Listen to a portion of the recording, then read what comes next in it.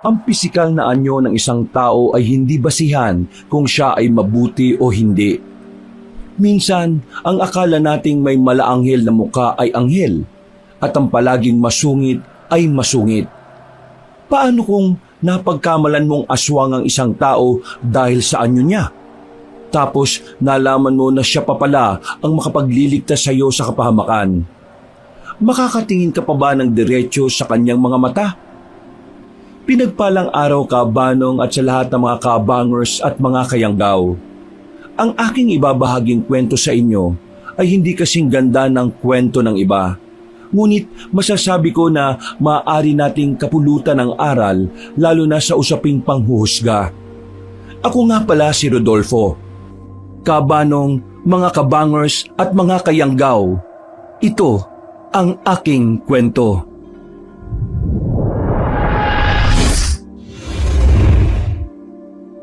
Bago nga pala magsimula ang ating kwento, sana'y mapindot nyo muna ang subscribe button at ang notification bell para lagi kayong nanonotify pag may bago tayong mga kwento. At huwag nyo rin kalilimutan mag-like at comment. Napakalaking tulong po ito sa ating channel para mas makapagatid pa kami sa inyo ng mga magaganda at mga nakakapangilabot na mga kwento. At ngayon, sa ating pagpapatuloy.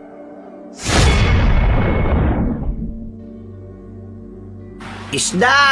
Isda kayo riyan! Sariwa pa oh!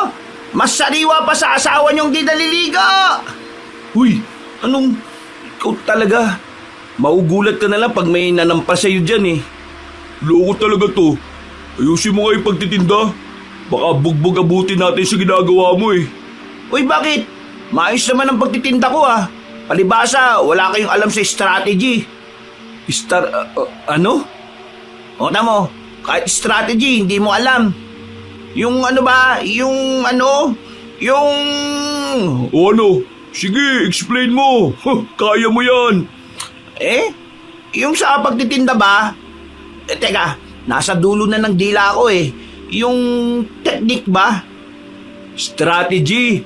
Baka strategy. Yun, naadali nyo. Strategy ka pa dyan. Natigil na kami sa pag-uusap, Kabanong, nang may tumawag kay Felmar, si Digna. Matagal na si Dignang may gusto sa kaibigan namin. Ngunit si Felmar ay ayaw niya sa dalaga. Mataba kasi si Digna, Kabanong, ngunit hindi naman issue kay Felmar ang katabaan niya. Si Digna kasi, Kabanong, ang tipo ng dalaga na walang pag-aalaga sa sarili. Tol, ang admirer mong balyena oh. Manahimik ka nga dyan. Nang makalapit si Digna ay agad naman niyang binati si Felmar at kinumusta. Sumagot naman si Felmar ng maayos lang siya na agad namang ikinatawa ng dalaga. Nagulat pa kami sa pagtawa niya, Kabanong, dahil akala mo kinikiliti ng 10 dyablo. Napapailing kami habang si Felmar ay napapangiwi. Digna, bili ka na. Mas sariwa pa to sa'yo oh. Siniko ko naman si Michael habang si Digna ay masama siyang tiningnan. Sinabihan pa niya si Michael na isang pirma na lang ng mga kalawang ay magkakalasog-lasog na ang katawan nito. Inirapan pa niya kami at sabay tumalikod. Ngunit nagulat kami nang bigla siyang humarap at tinampal-tampal ang kanyang puwet habang nakatingin kay Felmar. Para ko matatawa, Kabanong, dahil may pakagat-kagat pa siya ng labi niya habang nakindat. At sinabi niya kay Felmar na kung siya ang magiging kasintahan ng kaibigan namin, ay ipapatikim daw niya ang lahat ng nasa kanya. Si Michael naman ay biglang nagsuka-sukahan sa gilid. Ay nako, gusto na Digna. Umuwi ka na't maligo. Itong mukhang libag na to. Diyos ko po, patawad Lord. Umuwi ka na't maligo. Binato kami ni Digna, Kabanong. Mainam na lang at nakaiwas kami. Si Michael naman, pumulot ng bato at kunwari ibabato kay Digna, dahilan para tumakbo ito. Huwag kang tumakbo, uy! Umuuga ang mundo! Huy, ikaw talaga. Babae pa rin yun, pre. Babae ba yun? Naku, pre! Pag yun napangasawa mo at nagpulot gata kayo, sakto paglabas mo, nagmamantika ka. Tingnan mo naman yun, oh. Akala mo pinditong nasunog. Akala mo, Cebu na naglalakad eh. Gago, kakaganyan mo kay Digna eh. Baka siya pa mapangasawa mo, yari ka talaga. Dali-daling napatakbo si Michael sa puno kabanong at panayang katok doon. Kami naman ni Felmar ay natatawa na lang. Nagpatuloy kami sa paglalakad nang makabalik na si Michael at muli naming pinag-usapan si Digna. Kung mag-aasawa na lang din ako ng mataba, si Stella na. Maganda at mabait pa. Mabuti pa, si Stella masinop sa bahay yun. Napagpasyahan naming tatlo na sa may gilid kami ng palengke pumwesto. Mainam na nga lang at hinayaan lang kami ng mga nagtitinda roon. Mabait naman daw kami at nawawala ang antok nila kapag naroroon kami. Bagay na aming ipinagpapasalamat. Bandang 10:00 ng umaga sa isang gilid ng palengke ay pumwesto kami. May mahabang bangko na may sari-saring klase ng isda, bangus, galunggong, tilapia. May lumang radyo na umaalingaw-ngaw ng tunog ng balita mula sa radyo. Abala kami ni Felmar sa pag-aayos ng isda. Si Michael nakasandal sa likod ng bangko. Hindi pa ganun kaabala, pero may hawak ng isang maliit na galunggong na tila laruan. Ang masaklap pa kabanong ay kinakausap niya ito. Oh, galunggong. Pareho tayo ah. Ikaw, amoy dagat. Ako, amoy pawis. Pero mas gusto ko pa amoy pawis kaysa amoy Digna. Ang baho ng hininga nun eh. Parang bulok na ipon. Natawa ko kabanong kay Michael ngunit napapailing. Hindi ko alam kung ba't mas apektado pa siya sa ginagawa ni Digna kumpara kay Felmar na siyang tipo ni Digna. Uy Michael, tigilan mo na nga si Digna. Kawawa naman yung babae. Wala namang ginagawa sa'yo eh. Oo nga, baka makarma ka niyan pre. Ikaw pa ang magkagusto sa kanya. Ngi, ako, makakagusto kay Digna? Aba, mas gugustuhin ko pang tumalon sa dagat na puno ng pating kaysa makatabi siya. Ang kapal ng makeup, parang clown. Tapos yung buhok, parang pinaghanguan ng pugad ng ibon eh. May kulay pa niyang mukhang libagin. Uy, Michael, grabe ka na talaga ah. Maling-mali yan ah. Narinig mo na ba yung kasabihan? Yung laging inaasar mo, yung pa yung makakataluyan mo? Narinig mo na ba yun? Nanlaki ang mga mata ni Michael na napatingin sa amin. Si Felmar naman ay tumawa na rin sabay tingin kay Michael. Aba, totoo yun. Baka isang araw, makita ka na lang namin nakasunod sa kanya. Bit-bit yung bag niya habang namimili ng ulam. Biglang umayos ng upo si Michael kabanong. Seryosong muka at kunwari nanginginig pa. Kami naman ni Felmar ay natatawa na lang. Nako, wag naman sana, Lord. Maawa ka. Hindi ako papayag. Eh kung kukunin ako ng mga anghel na kamatayan, eh sige na. Pero wag lang talaga si Digna. Ang bigat dalin eh. Parang sako ng bigas na basa. Tawang-tawa ko kabanong. Basta kalokohan talaga ay numero 1 si Michael sa listahan. Pinaghahampas ko siya ng mahina sa balikat niya na ikinatawan na rin ni Felmar. Ay naku Michael, ang dami mo sinasabi. Baka mamaya siya pang magpapalaya sa iyo sa pagiging binata mo. At pag nangyari yan, libre mo kaming dalawa ng isang buwang isda ha. Lahat ng klase ha. Nako, hindi mangyayari yan. Pero sige, kung mangyari man, mangangaroling ako sa harap ng bahay ninyo, nakasuot ng pangdigna. Sige ha, tatandaan namin yung tulig ha. Akala mo ha, saksi ang mga isda sa harapan mo ha. Kung di ba sila mabibili hanggang sa araw na sisikapi kong huwag itakda. Nagtawanan kami kabanong habang si Michael ay tawang-tawa na rin sa sinasabi niya. Natigil lang kami nang magsimula na kaming magtinda. 5:00 na kabanong nang matapos kami. Pauwi na kaming tatlo at masayang nagkukwentuhan. Napag-usapan pa namin si Mang Berto na isa sa mga nagtitinda sa palengke. Ay, siya nga pala. Anong nangyari kay Mang Berto kanina? Yumuko lang eh. Mukhang di na nakaahon. Seryoso Michael, ang pula talaga ng mukha ni Mang Berto nang makita ng bumili sa kanya yung naglalaki ang uod sa isda niya. Eh siyempre, pinagpilitan pa kasing sariwa yung tinda niyang isda eh. may mga uod na. Kaya ayun, sinabi ko sa kanya, Ma'am Berto, humihinga pa yata tong uod mo. Mas sariwa pa sa isda mo eh. Loko ka talaga. Pulang-pula tuloy yung matanda eh. Aba, lolokohin niyo yung mga mamimili niya. Paano kung magkasakit? Di siya pa yung mapapahamak, di ba? Grabe ka, Michael. Pero muntik na ako mapaupo sa tawa dun ha. Kaya pala mabilis na ubos yung tinda natin eh. Walang gustong bumili sa kanya. Kawawa naman siya. Kaso dapat, di ba magtinda siya ng patas? Lahat naman tayo nagsisikap na mabuhay eh. Sa sobrang pandaraya niya, mapula pa yung mukha niya sa hasang na isda niya eh. Habang patuloy kami sa pagtatawanan, ay nakita kong papalapit sa amin si Aling Morsia. Nakasuot siya ng lumang damit at may bitbit na bayong. Ang mukha niya ay napakasama ng tingin.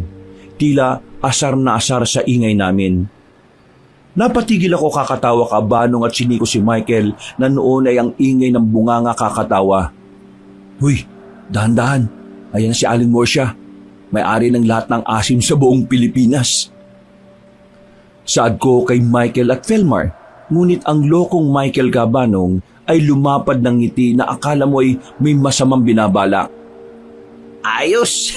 Test of courage to. Tingnan natin kung hindi pa rin sisimangot yan pag nginitian ko ng bonggang-bongga. Test of courage ka pa. Good luck na lang. Nalampasan na kami ni Aling Morsia Cabanong. Masama ang tingin nito sa aming tatlo na parabang may utang kami sa kanya na hindi nabayaran. Magandang hapon po, Aling Morsia. Ang ganda po ng panahon ngayon ah. Oo nga po, Aling Morsia. Sana po maayos ang araw ninyo. Natigilan kami kabanong nang biglang tumigil ang matanda. Nagiinit ang mukha niyang nakatingin sa amin dahil pulang-pula ito. Nagulat na lang kami kabanong nang bigla na lang siyang sumigaw ng walang dahilan. Anong maganda? Ang ingay niyo! Parang mga baliw na nakawala! Wala na ba kayong ibang alam gawin kundi tumawa at mag-ingay? Matatanda na kayo! Kumilos naman kayo ng tama! Asensya na po, Aling Morsia. Napatawa lang po kami sa... Tumahimik ka! Ikaw ang pinakamaingay eh! Puro kakalokohan! At ikaw... Pagturo niya kay Felmar na ikinagulat naman ng huli, napatingin pa sa amin si Felmar habang tinuturo rin niya ang kanyang sarili. Ho? Ako po? Kayong dalawa nitong mukhang paa ng sigbin. Sige, tumawa pa kayo. Tingnan ko lang kung hindi kayo mamatay sa kakatawa. Magsilayas kayo dyan. Nakahara kayo sa daan. Nagpatuloy si Aling Morsia sa paglalakad. Marahas ang bawat takbang at patuloy na bumubulong ng masasamang salita. Ako naman kabanong ay napapailing na lang habang pinagmamasdan siya papalayo. Kita mo na, binati na nga ng maayos, nagalit pa. Ano ba problema ng babaeng yan? Napakamot naman sa ulo niya si Michael Cabanong na parabang naubusan siya ng salita. Hindi nga tumalabang sinabi niyang test of courage daw niya. Grabe, sa lahat ng masungit, siya ang pinakamatindi. Para siyang hindi marunong umiti eh. O ngayon, tumalab ba yung ngiti mong bonggang-bongga? Nasabon ka pa. At nadamay pa nga ako eh. Hinatid na lang namin ng tingin ang papalayong si Aling Morsia. Napapailing pa ako nang maglakad kaming muli. Napatingin kami kay Felmar nang bigla na lamang siyang sumeryoso habang tumitingin sa paligid. Kaya nga may balita eh. Ha? Anong balita? Lumapit siya sa amin kabanong na parabang bumubulong na. Ako naman, napapatitig rin sa paligid kung saan napapatingin din siya na tila ba ayaw niyang may makarinig sa kanya. Sabi-sabi, aswang daw si Aling Morsia. Aswang? Sus, yan? Mukha lang siyang... Hindi. Narinig ko kina Aling Puring. Sabi nila, tuwing hating gabi, nag-iiba raw ang anyo niya. Kaya raw siya laging galit. Para raw hindi siya mapansin. Tsaka, napansin niyo ba? Wala siyang anino pag tirik ang araw. Malala ka pa sa akin eh. Tingnan mo nga yan kung may anino ka. O di ba wala? Kasi ang araw nakasentro sa ulo mo. Di nga ako nagbibiro, tol. Sa sobrang seryoso ni Felmar Cabanong ay napahawak na ako sa leeg ko at nagsimula na rin akong pamahayan ng takot. Hindi nga. Naku, kaya pala yung mga isda, bulok lang ang binibili niya. Di kaya inuulam niya yon? Teka muna. Pero hindi naman talaga yan totoo eh. Gawa-gawa lang yan. Tiningnan niya ang direksyon ni Aling Morsha Cabanong, sabay himas ng kanyang braso. Pero yung tingin niya kanina, nakakatakot eh. Kaya nga, Michael, mag-ingat ka sa pagbibiro mo. Baka mamaya, ikaw ang mapagdiskitahan pag dumilim. Ay nako, tayo na nga. Bilisan na natin. Baka mamaya balikan pa tayo nun. Nagmamadali kaming umalis sa kanto. Palihim na sumusulyap sa likod. Habang ang bawat ingay ay nagpapatalon sa aming mga puso. Habang ang araw Cabanong ay unti-unti nang lumulubog. Kinabukasan ay maaga kami ni Felmar. Nagkakape na kaming dalawa ngunit wala pa si Michael. Nagtataka naman kami ni Felmar dahil ito ang unang beses na tinanghali si Michael. Kadalasan kasi siya ang nauunang magising. Nakaupo kami sa mga upuang kahoy. May hawak na tasang yero ng mainit na kape. Sa isang lumang transistor radio, umaalingaw-ngaw ang tunog ng OPM mula sa 80s. Humigop ako ng kape habang dinadama ko ang musikang tamang-tama lang sa umaga na mapakinggan. Ang sarap ng kape ni Tia, Felmar. Tamang-tama sa lamig ng umaga. Oo, pero ang tahimik yata, Rodolfo. Parang may kulang eh. Napatingin ako sa orasang pambisig ko. Mag-aalas 7 na Cabanong wala pa rin si Michael. Aba, alas 7 na. Napakatasan ng araw, wala pa rin yung baliw na Michael na yon. Hindi pa nagpaparamdam. Baka puyat. Kakakwentuhan siguro nung kung sinong babae kagabi. Alam mo naman yun, minsan gumagala sa gabi. Di naman kaya tatambay riyan kay Ella sa tindahan? Tsak na late yun. Balikan mo yung sinabi ni Aling Morsha kahapon. Huwag daw kayong mag-ingay. Baka natakot yun sa asong na si Aling Morsha kaya hindi pa lumalabas ng bahay. Naku si Michael, hindi takot yun sa aswang. Takot yun sa bunganga ni Tia Rosa. Tama ka. Pero teka, naalala mo ba yung high school tayo?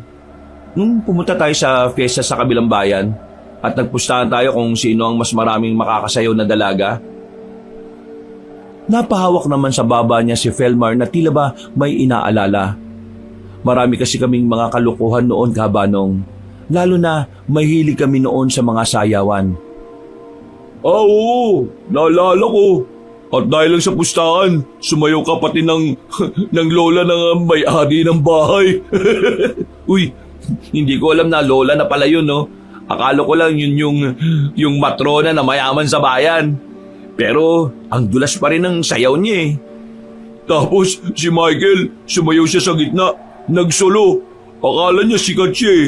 At ang mas nakakatawa, nasira na yung pantalon niya sa likod. Ang laki pa ng butas. Kaya pala panay ang talikod niya sa dingding eh. Ayaw humarap sa atin. Tapos pagdating sa bahay, sabi mo, "Uy, Michael, mas malamig pala ang hangin ngayon sa likod mo ah." Buti nga hindi sinama ng sikmura eh. Kabagin pa naman yun. Pero ang bilis talaga ng panahon no. Parang kahapon lang yun nangyari. Naglalaro pa tayo ng trumpot, nagtataguan sa sagingan. Ngayon, nagtitinda na tayo ng isda at pinag-uusapan ng mga utang.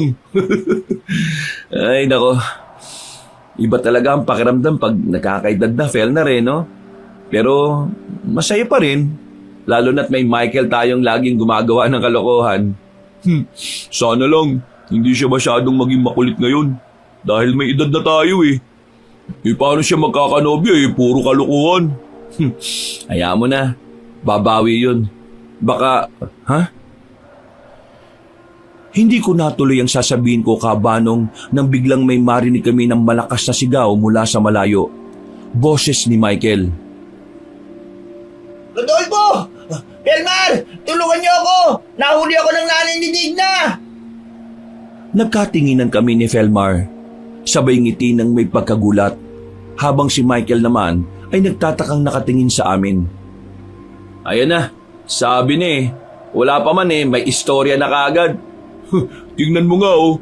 Sabi ko na hindi siya matatakot kay Aling Morsie, pero sa nanay ni Digna, dun siya takot. Hingal na hingal naman si Michael na halos maririnig mo ang hangin galing sa dibdib niya dahil may tunog na itong kadabugan niya. Mukhang galing siya sa mabilis na takbo, kaya ganun na lang ang hingal na nararamdaman niya. Oh, ano ba kasing ginawa mo? Bakit nahuli ka? Ito kasi si Digna. Nahuli ako ng nanay niya na nakatingin sa anak niyang mukhang pinagli sa dugong. Nagsasayaw kasi, tapos ako nakatingin sa kanya. Nakakangilo kasing tingnan Akala mo, uod sa guyabano Tapos, bigla ba naman sabihin ng nanay niya na kahit daw magubad ako sa harap ni Digna hindi raw ako papatulan. Manyakis daw ako.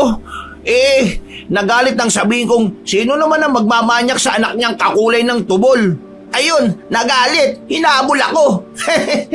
O tapos, nahuli niya akong binangga ako si Digna. Kaya nagpagulong-gulong dun sa may pampang. Nagmukha tuloy siyang kalabaw na naglalalangoy sa putik. Ay nako, ikaw talaga. Ba't mo ba kasi pinatulan? Yari ka talaga. Kaya pala, wala ka pa pagising namin. Nag-early bird ka palang mang-away kay Digna. Nako, tara na nga, maglako na tayo. napailing na lamang kami ni Felmar Cabanong at nagpasya na kaming umalis at balak naming maglako sa kabilang barangay. Linggo kasi noon, kaya tsak na marami ang bibili. Tanghali na Cabanong na makarating na kami sa kabilang barangay. Mainit ang sikat ng araw. Naglalakad kaming tatlo sa isang kalye ng barangay na yon. Bitbit namin ni Felmar ang malalaking banyera ng isda sa aming ulo. Habang si Michael naman ay may maliit na kariton na may mga isda at ginagamit niya ang boses niya sa pagsigaw ng mga paninda namin. Sariwang isda! Mga ating, bili na kayo! Galunggong, bangus, tilapia! Huling-huli ito sa karagatan ng Pacific Ocean kung saan ang lagusan papunta sa Atlantis. Pinaghirapan namin kunin ito sa Bermuda Triangle. Maibigay lang namin ang sariwang isda para sa inyo mga suki. Mabango pa to kay Digna. Mga suki, sariwang isda. Uy, Michael, tigilan mo na nga yan si Digna. Malalagot tayo sa tatay niyan pag narinig tayo dito eh. Yaw mo na. Yan lang ang diskarte niya para may mamili. Mga kuya, mga ate, isda na pang sardinas, pang prito, pang sinigang. Ang sarap gawing paksiw. Papaksiw na siguradong maasim tulad ng mukha ni Aling Morsia. Ha! Bili na! Bilis! Bili na! Napapailing na lang kami Cabanong habang naglalako. Nakita ko ang isang magandang dalaga na nakatayo sa labas ng isang malaking bahay. Napakahinhin ng kilos, nakangiti at nakasuot ng simpleng damit. Nakilala na noon na si Inday Hana. Uy, Michael, tingnan mo yun oh. Kinalabit ko si Michael Cabanong na panayang sigaw ng isda na may kasamang panlalait kay Digna. Ang mokong di na talaga nadala sa kasalanan niya. Isda, bili na kayo! Sariwa, malaman, at ano ba yun? Tingnan mo nga muna yun oh. Napatingin si Michael at Felmar sa itinuro kong dalaga. Agad silang natahimik. Nakangiti naman ang dalaga na papalapit sa amin. Aba, sino yan? Diyos ko, parang news sa ganda. Ang hinhin, parang gusto ko na lang magbenta ng bulaklak. Natatawa ko sa mga nakatulala kong kasama. Basta babae talaga, naglalaway ang mga walang ya. Magandang tanghali po. Meron po ba kayong sariwang tulingan? Opo ma'am, meron po. Napakasariwa po. Galing pa po yan sa karagatan kaninang madaling araw. Nagulat naman ako kay Michael Cabanong nang bigla na lang itong nag-ayos ng kanyang buhok. Habang si Felmar ay nakangiti pa rin nakatingin sa dalaga. Ate, kukuha ka po? Kahit anong isda, meron kami. Sige po, pili na. Salamat. Napakaganda ng boses mo.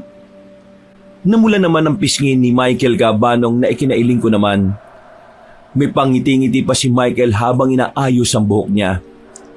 Ako po? Salamat ate. Ganyan po talaga pag malakas ang radyo antena. Ilan po yung kailangan nyo, Inday? Kukunin ko na po lahat. Lahat po ng isda nyo. Bibilin ko na po para sa feeding program po namin sa bayan. Kung okay lang po sa inyo. Nagkatinginan kami ni na Michael at Felmar. Gulat na gulat at tuwang-tuwa Kabanong. Naisip naming mapapaaga kami ng uwi. Lahat po? Sige po, walang problema. Sobrang bait naman po ninyo. Yes, salamat po Inday. Napakagaling po ninyo. Kaya pala ang ganda-ganda nyo. Sige po, Inday. Ang laki po ng tulong nyo sa amin. Nagbayad ng dalaga Kabanong. Nagpasalamat siya ng napakahinhin at umalis na ang bitbit ang isda. Ang iba namang isda ay kinuha ng kanyang mga tauhan. Kami naman ay halos lumundag sa tuwa. Sa uulitin Indayana, 2 kong banyera sa'yo na lang. Kinurot ko siya Kabanong dahilan para mapaaray siya sa sakit. Hinimas-himas pa niya ang kanyang tagiliran na pinaraanan ko ng kurot. Uy, sabi ko ni, baka mas mapunta ka pa kay Digna kaysa dyan eh. Grabe ka naman. Malay mo, di ba? Natatawa naman si Felmar Kabanong habang nag-aayos ng mga pera. Bilis, uwi na tayo. Balikan na lang natin siya bukas. Sige na, Michael. Buhati mo na tong kariton para tayong nanalo sa loto nito eh. Agad namang binitbit ni Michael ang kariton, ngunit bigla na lamang siyang sumigaw na ikinagulat namin ni Felmar. Rodolfo, Felmar, siya na yata yung babae ng buhay ko. Hindi na ako mangangasar kay Digna kasi si Indayana, siya na ang aking dalagang bukid. Natawa na lang kami ni Felmar. Umuwi kami na walang laman ng banyera, ngunit punong-puno naman ng bulsa at puno ng pag-asa ang puso ni Michael. Sinabi na lang sa akin ni Felmar na hayaan na lamang si Michael dahil mukhang gaganaan na siyang magtinda bukas. Kinabukasan, habang nagayos kami ng mga ibebenta naming isda, ay dali-daling pumasok si Felmar sa bahay namin. Nagulat naman kami ni Michael dahil hingal na hingal pa siya.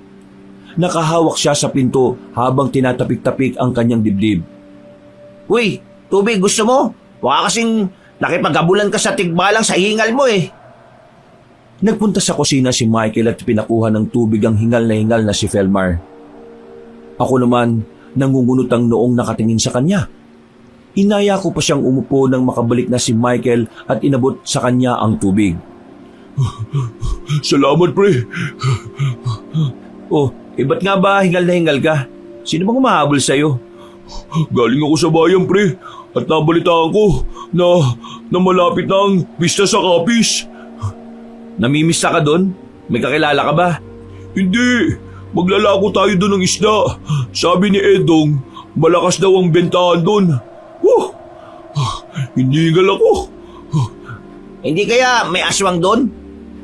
Buhay naman si Edong na nakabalik eh. Siyempre, hindi tayo magpapagabi. Kahapon daw, naka-1,000 si Edong doon. Kinulang pa nga yung isda niya eh. Ha? 1,000? Sa panahon namin noon Kabanong, ang 1,000 ay napakalaking bagay na. Napakahirap kasi kitain ng ganung halaga, ngunit napakalaki na. Kaya naman naengganyo kaming 3 na makipagsapalaran sa paglalako sa Capiz. Kahit pa nabantog ang lugar na yon, natahanan ng mga anak ng dilim. Nagbaan ba kayo ng bawang? Pagdala kayo ng makasiguro tayo ha. Samahan mo na lang kaya ng sibuyas. Baka mamaya mangingi ka sa akin ha. Habang ginaabol ka ng mamaw. Tara na nga, umalis na tayo, kayo talaga oh. Dala ang aming karito na naglalaman ng mga isda ay masaya kaming naglalakad. Hindi naman kami nahirapan dahil halos magkatabi lang naman ang aming lugar sa Capiz. Noon kasi hindi naman uso ang pagsakay. Lakad lang talaga ang ginagawa ng mga tao kaya malakas ang mga katawan namin noon. Kahit matatanda ay malayo sa sakit. Habang naglalakad kami, nakasalubong namin sa Aling Morsha. malayo pa lang siya Kabanong ay ang nakasimangutan niyang muka ang nakikita namin. Para bang buhat-buhat ni Aling Morsia ang bigat ng mundo sa kanyang balikat. Wala kaming nababalitaang may pamilya si Aling Morsia Kabanong dahil palagi lang siyang mag-isa kapag nakikita namin. Diyos ko po, sa dinami-rami ng maaari natin makasalubong, yung pinagtakluban pa ng langit at lupa at impyerno ang nakasalubong natin. Uy, magtigil ka nga. Malakas pa naman ang pandinig niyan. Nang makalapit na si Aling Morsia ay diretso lang ang aming mga mata Kabanong. Para kami mga robot na naglalakad dahil naninigas ang aming mga leeg. Napapansin naming masamang nakatitig si Aling Morsia. Halos magpantay na ang ilong at labi niya. Napahinto kami nang bigla na lamang magsalita ang masungit na matanda. Baka manigas ang leg ninyo. May problema ba kayo? Naku, wala po Aling Morsia. Para sabihin ko sa inyo, hindi ako natutuwa sa mga pagmumukha ninyo. Aling Morsia po, mawalang galang na ho sa inyo. Nanlaki ang mga mata namin nang biglang namewang si Michael sa harap ni Aling Morsia. Pinipigilan namin siya pero sinisiko niya kami at talagang desidido siyang harapin na matanda. Sandali nga ho. Bitiwan nyo nga ako. Ako nang bahala rito. Kakausapin ko lang si Aling mo. Ha? Natigilan pa siya Kabanong ng pagharap niya ay ang halos hindi na maipintang mukha ni Aling Morsia ang bumungad sa kanya. Madilim ang aura nito na talagang nakakatakot tingnan. Napatras bahagya si Michael ngunit tinulak namin siya paharap kay Aling Morsia. Bakit? Ano bang sasabihin mo? Gusto ko lang sabihin po na sa halip na magsungit kayo, bumili na lang kayo ng isda po. Namayas ka sa harapan ka! Ito na nga alis na kami. Uy, tara na nga. Dali-dali kaming umalis Kabanong. Halos walang lingon kaming nagmamadali sa paglalakad.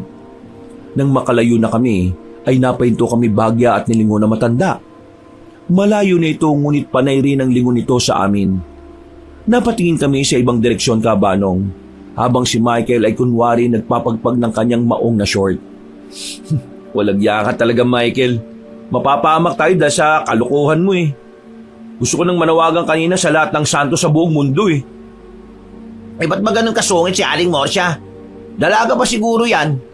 Ligawan mo kaya Rodolfo, total, ikaw naman ang pinakagwapo sa ating tatlo eh.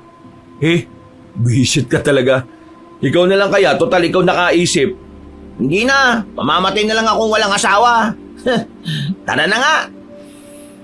Nang marating namin ang lugar na aming sadya Kabanong, ay halos malula kami sa dami ng tao. Napakaingay ng paligid at may iba-ibang paninda ang nakalatag sa gilid ng kalye. Nagkatinginan pa kami ni Felmar at Michael. Saka naghanap kami ng pwede naming pwestuhan. Felmar, tingnan mo ang daming tao. Siguro dito na natin uubusin ang mga isda. Sana nga, Rodolfo. Siguraduhin nating maubos ang paninda natin. Pero, teka, tama ka. Punong-puno ng tao. Fiesta nga. Malapis na nga yata, tol. Sigurado kong masarap magluto rito mga tao. Inihanda na ni Michael ang mga banyera. Maging ang panukat ay inihanda na rin niya. Kami naman ni Felmar ay tahimik lang na nakamasid sa paligid. Uy Michael, binabalaan kita ha. Huwag ka masyadong agresibo. Hinaan mo lang ang boses mo, baka masita tayo ng tanod dito. Oo nga Michael, kahit mahina lang basta kumita tayo ayos na. At iwas sa kalokohan ha. Magbenta ka na Michael, sige na. Tumingala si Michael, huminga ng malalim. Tiningnan ng isang grupo ng mga babae na abala sa pagtatahi ng kurtina sa labas ng bahay. Ang buong paligid ay may ingay ng trabaho at buhay. Maya-maya'y inilagay niya ang kamay sa bibig at sumigaw siya ng buong lakas at galing. Ang boses niya ay tumagos sa ingay ng baryo na maging kami ay nagulat. Isda! Galunggong! Galunggong kayo dyan! Mura na, sariwa pa! Kahuhuli lang sa karagatan! Lapu-lapu, tuna, pangsinigang, pangprito, pangkilawin isda! Sa isang iglap Kabanong ay tumahimik ang buong baryo. Ang ingay ng martilyo, ang boses ng mga nagkukwentuhan, ang pagtahol ng aso. Lahat tumigil. Ang lahat ng tao, bata man o matanda, lalaki man o babae, ay tumingin sa iisang direksyon, sa direksyon naming tatlo. Ang mga mata nila ay nakatutok sa aming tatlo na naglalako ng isda sa gitna ng kanilang abalang baryo. La, Michael, sabi ko huwag ka masyado maingay eh. Rodolfo, anong nangyari? Napalunok ako, Kabanong, dahilan na tila ba tumigil ang mundo ng mga taga-Kapis at lahat sila ay nakatingin sa amin. Kami naman ay halos hindi kumikilos na nakatingin sa kanila. Hindi ko alam, Felmar. Hindi sila kumikibo eh. Si Michael, na nakasanayan na ang ingay, Kabanong, ay hindi napansin ang biglang pagbabago ng paligid. Nakangiti pa rin siya at handang magbenta. At ang masama pa, Kabanong, ay inulit pa niya ang pagsigaw. Alina kayo! Sariwang isda! Tuna! Lapo-lapo! Nakatitig pa rin ang lahat ng tao sa amin, Kabanong. Parang nakakita ang mga ito ng mga estranghero mula sa ibang mundo. Ang katahimikan, Kabanong, sa paligid ay nakabibingi, na binabasag lang ng malakas na sigaw ni Michael. Nangibabaw ang katahimikan sa paligid, Kabanong. Lahat ng tao ay nakatitig sa aming tatlo. Ang titig nila ay matindi, walang emosyon at bahagyang nakakakilabot. Nakaunat pa rin ang kamay ni Michael na sumisigaw ulit. Siniko ko na siya ng malakas. Hindi ko alam kung hirap bang makiramdam si Michael o manhid talaga. Huy! Michael! Napahinto siya, Kabanong, at napakunot ang noo sa sakit. Tumingin siya sa akin na pinandilatan ko naman ng mga mata. Aray! Ano ba, Rodolfo? Nagtitinda ako eh. Ha? Naputo lang sasabihin niya, Kabanong. Doon lang niya napansin ang katahimikan at ang maraming mga mata na nakatutok sa amin. Ang ingay ng baryo ay wala na. Ang dating masiglang paligid ay nagmistulang larawan na lang. Bakit tumahimik? Yan nga sinasabi ko sa'yo. Tingnan mo sila, Michael. Parang hindi sila naaliw sa isda mo. Parang gusto nila tayong kainin eh. Kabanong, ang tingin ng mga tao sa amin ay nanatiling seryoso. May isang matandang lalaki sa malayo na nagngingipin. Tila galit. Umalis na tayo, Michael. Walang magandang mangyayari dito. Baka napasok tayo sa teritoryo ng mga taga rito. Sabay-sabay silang tumigil eh. Hindi normal yan. Tama si Rodolfo. Umalis na tayo. Ibenta na lang natin to sa susunod na bayan. Bilis! Hinilan ni Felmar ang braso ni Michael, Kabanong. Ngunit nagpumiglas si Michael. Teka lang! Sandali lang! Ano ba kayo? Tiningnan ni Michael ang mga taong nakatitig.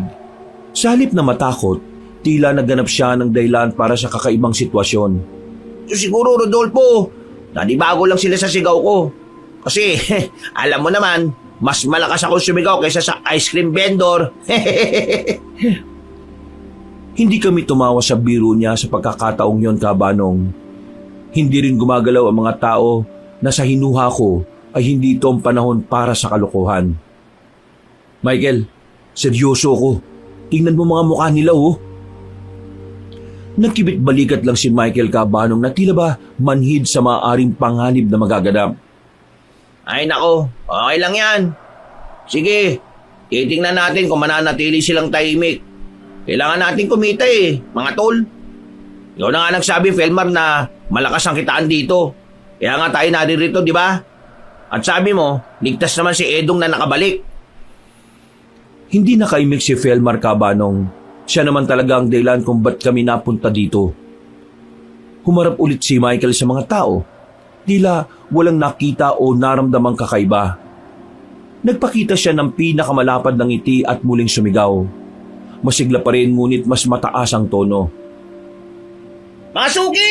Isda! Isda po dyan! Ang sarap ng tuna! Pang sashimi! Ano bang iniintay nyo? Bili na! Nakatayo lang kami ni Felmar sa likuran niya. Nanlalamig at handa ng tumakbo. Ang mga tao ay nanatiling nakatitig. Walang patid ang sigaw ni Michael, Kabanong, nang matigilan siya dahil sa pagtayo ng isang matanda at napahawak ng itak. Napatras kami bahagya at inayos sa mga isda. Hindi lang ko si Michael na noon ay tahimik na. Michael, tama na. Umalis na tayo bago pa tayo saktan ng mga ito. Bilisan mo, Michael! Buhatin mo na to! Naganda na kami, Kabanong, at tanda na sana kaming umalis nang may tumawag sa likod namin na pamilyar sa amin ang boses. Rodolfo, Felmar, Michael! Napalingon kaming tatlo, Kabanong, nang makilala namin ang boses. Ang mga mukha namin na kaninang puno ng takot at tensyon ay biglang lumiwanag at napalitan ng tuwa.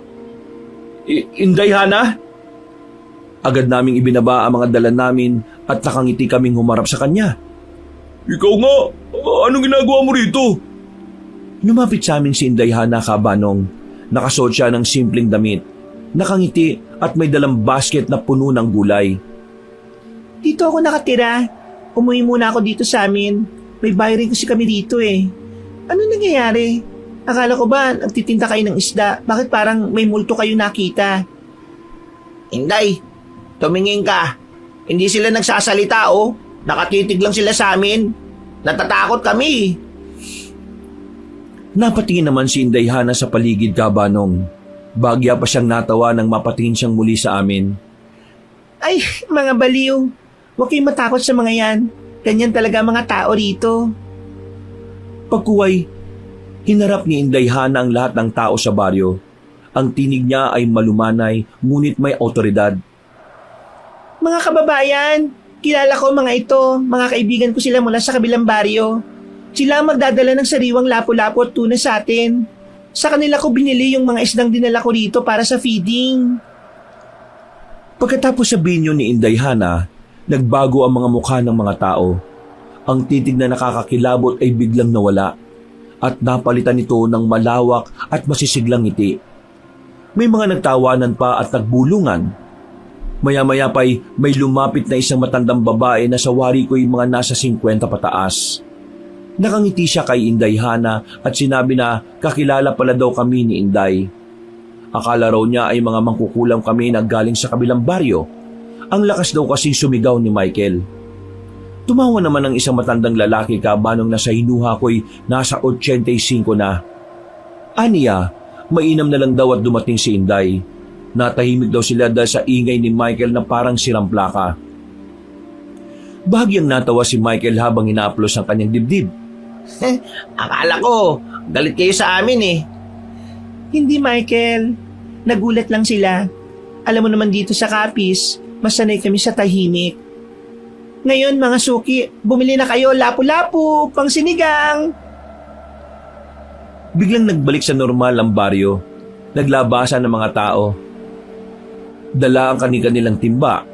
Ang mga banyera namin na isda ay napalibutan ng mga mamimili. Nagmamadali na silang bumili at naging abala ulit ang lahat. Himala, isang Inday lang pala kailangan natin. Ay naku, salamat sa Diyos talaga at dumaan siya. O sige na Michael, magbenta ka na. Masiglang sumigaw ulit si Michael, Kabanong, ngunit hindi na kasing lakas ng kanina. Naging abala kami dahil sa dami ng mga bumibili. Halos hindi kami magkamayaw sa dami ng mga namimili. At hindi nga nagtagal ay naubos agad ang aming mga paninda. Nasa simpleng bahay na kami ni na Inday Hana. Mas simple ang bahay nila kumpara sa isang bahay nila sa aming baryo. Nakaupo kami sa loob ng bahay, sa mahabang mesa. Punong-puno ng lutuing kapisnon ang mesa. Inubarang manok, pansit molo at napakaraming kanin. Dahil tanghali na ay naparami ang kain naming tatlo. At talagang busog na busog kami. Si Michael naman halos hindi na makatayo sa kabusugan. Ay, Inday Hana, salamat talaga ah. Ang tagal na namin hindi nakakain ng ganito kasarap na lutuin eh. Wala na talagang tatalo sa luto ng mga taga-Capiz. Oo nga, Ana. Hindi pa kami nagtatanghalian ng ganito kasustansya mula nung naging abala kami sa pagtitinda. At dahil na rin sa hirap ng buhay. Pwera kay Rodolfo ha, mayaman kasi yan eh. Salamat sa pilit. Napangiti naman si Inday Hana. Habang naglalagay ng inubaran sa plato ni Michael, ang walang yaka Banong damang-dama niya ang ginagawa ni Inday. Huwag kayo mahiya, ganyan kami dito. At saka, kayo pa ba? Mga kaibigan ko kayo. Kumain pa kayo, Michael para lumaki pa ang boses mo. Kaya nga Inday eh, Napakasarap po. Pero pasensya na po talaga ha. Baka nakakaabala na kami.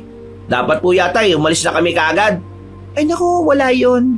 Sige lang, kumain lang kayo ng kumain. Matapos kumain Kabanong, ay nagpahinga muna kami saglit. Kaunting kwentuhan at tawanan. Maya-maya'y nagpaalam na kami kay Inday Hana dahil baka gabi na kami sa daan. Kailangan na naming umalis, Inday Hana. Alam mo na, para makakarga ulit kami bukas ng mga isda. Salamat ulit sa tanghalian ha. Sige, mag-iingat kayo sa pag-uwi. Di na ba kayo maghahapunan? Ay naku, Inday, huwag na. Sa susunod na lang kung may pagkakataon. O sige Inday, tuloy na kami ha. Aalis na sana kami Kabanong nang tawagin kaming muli ni Inday Hana.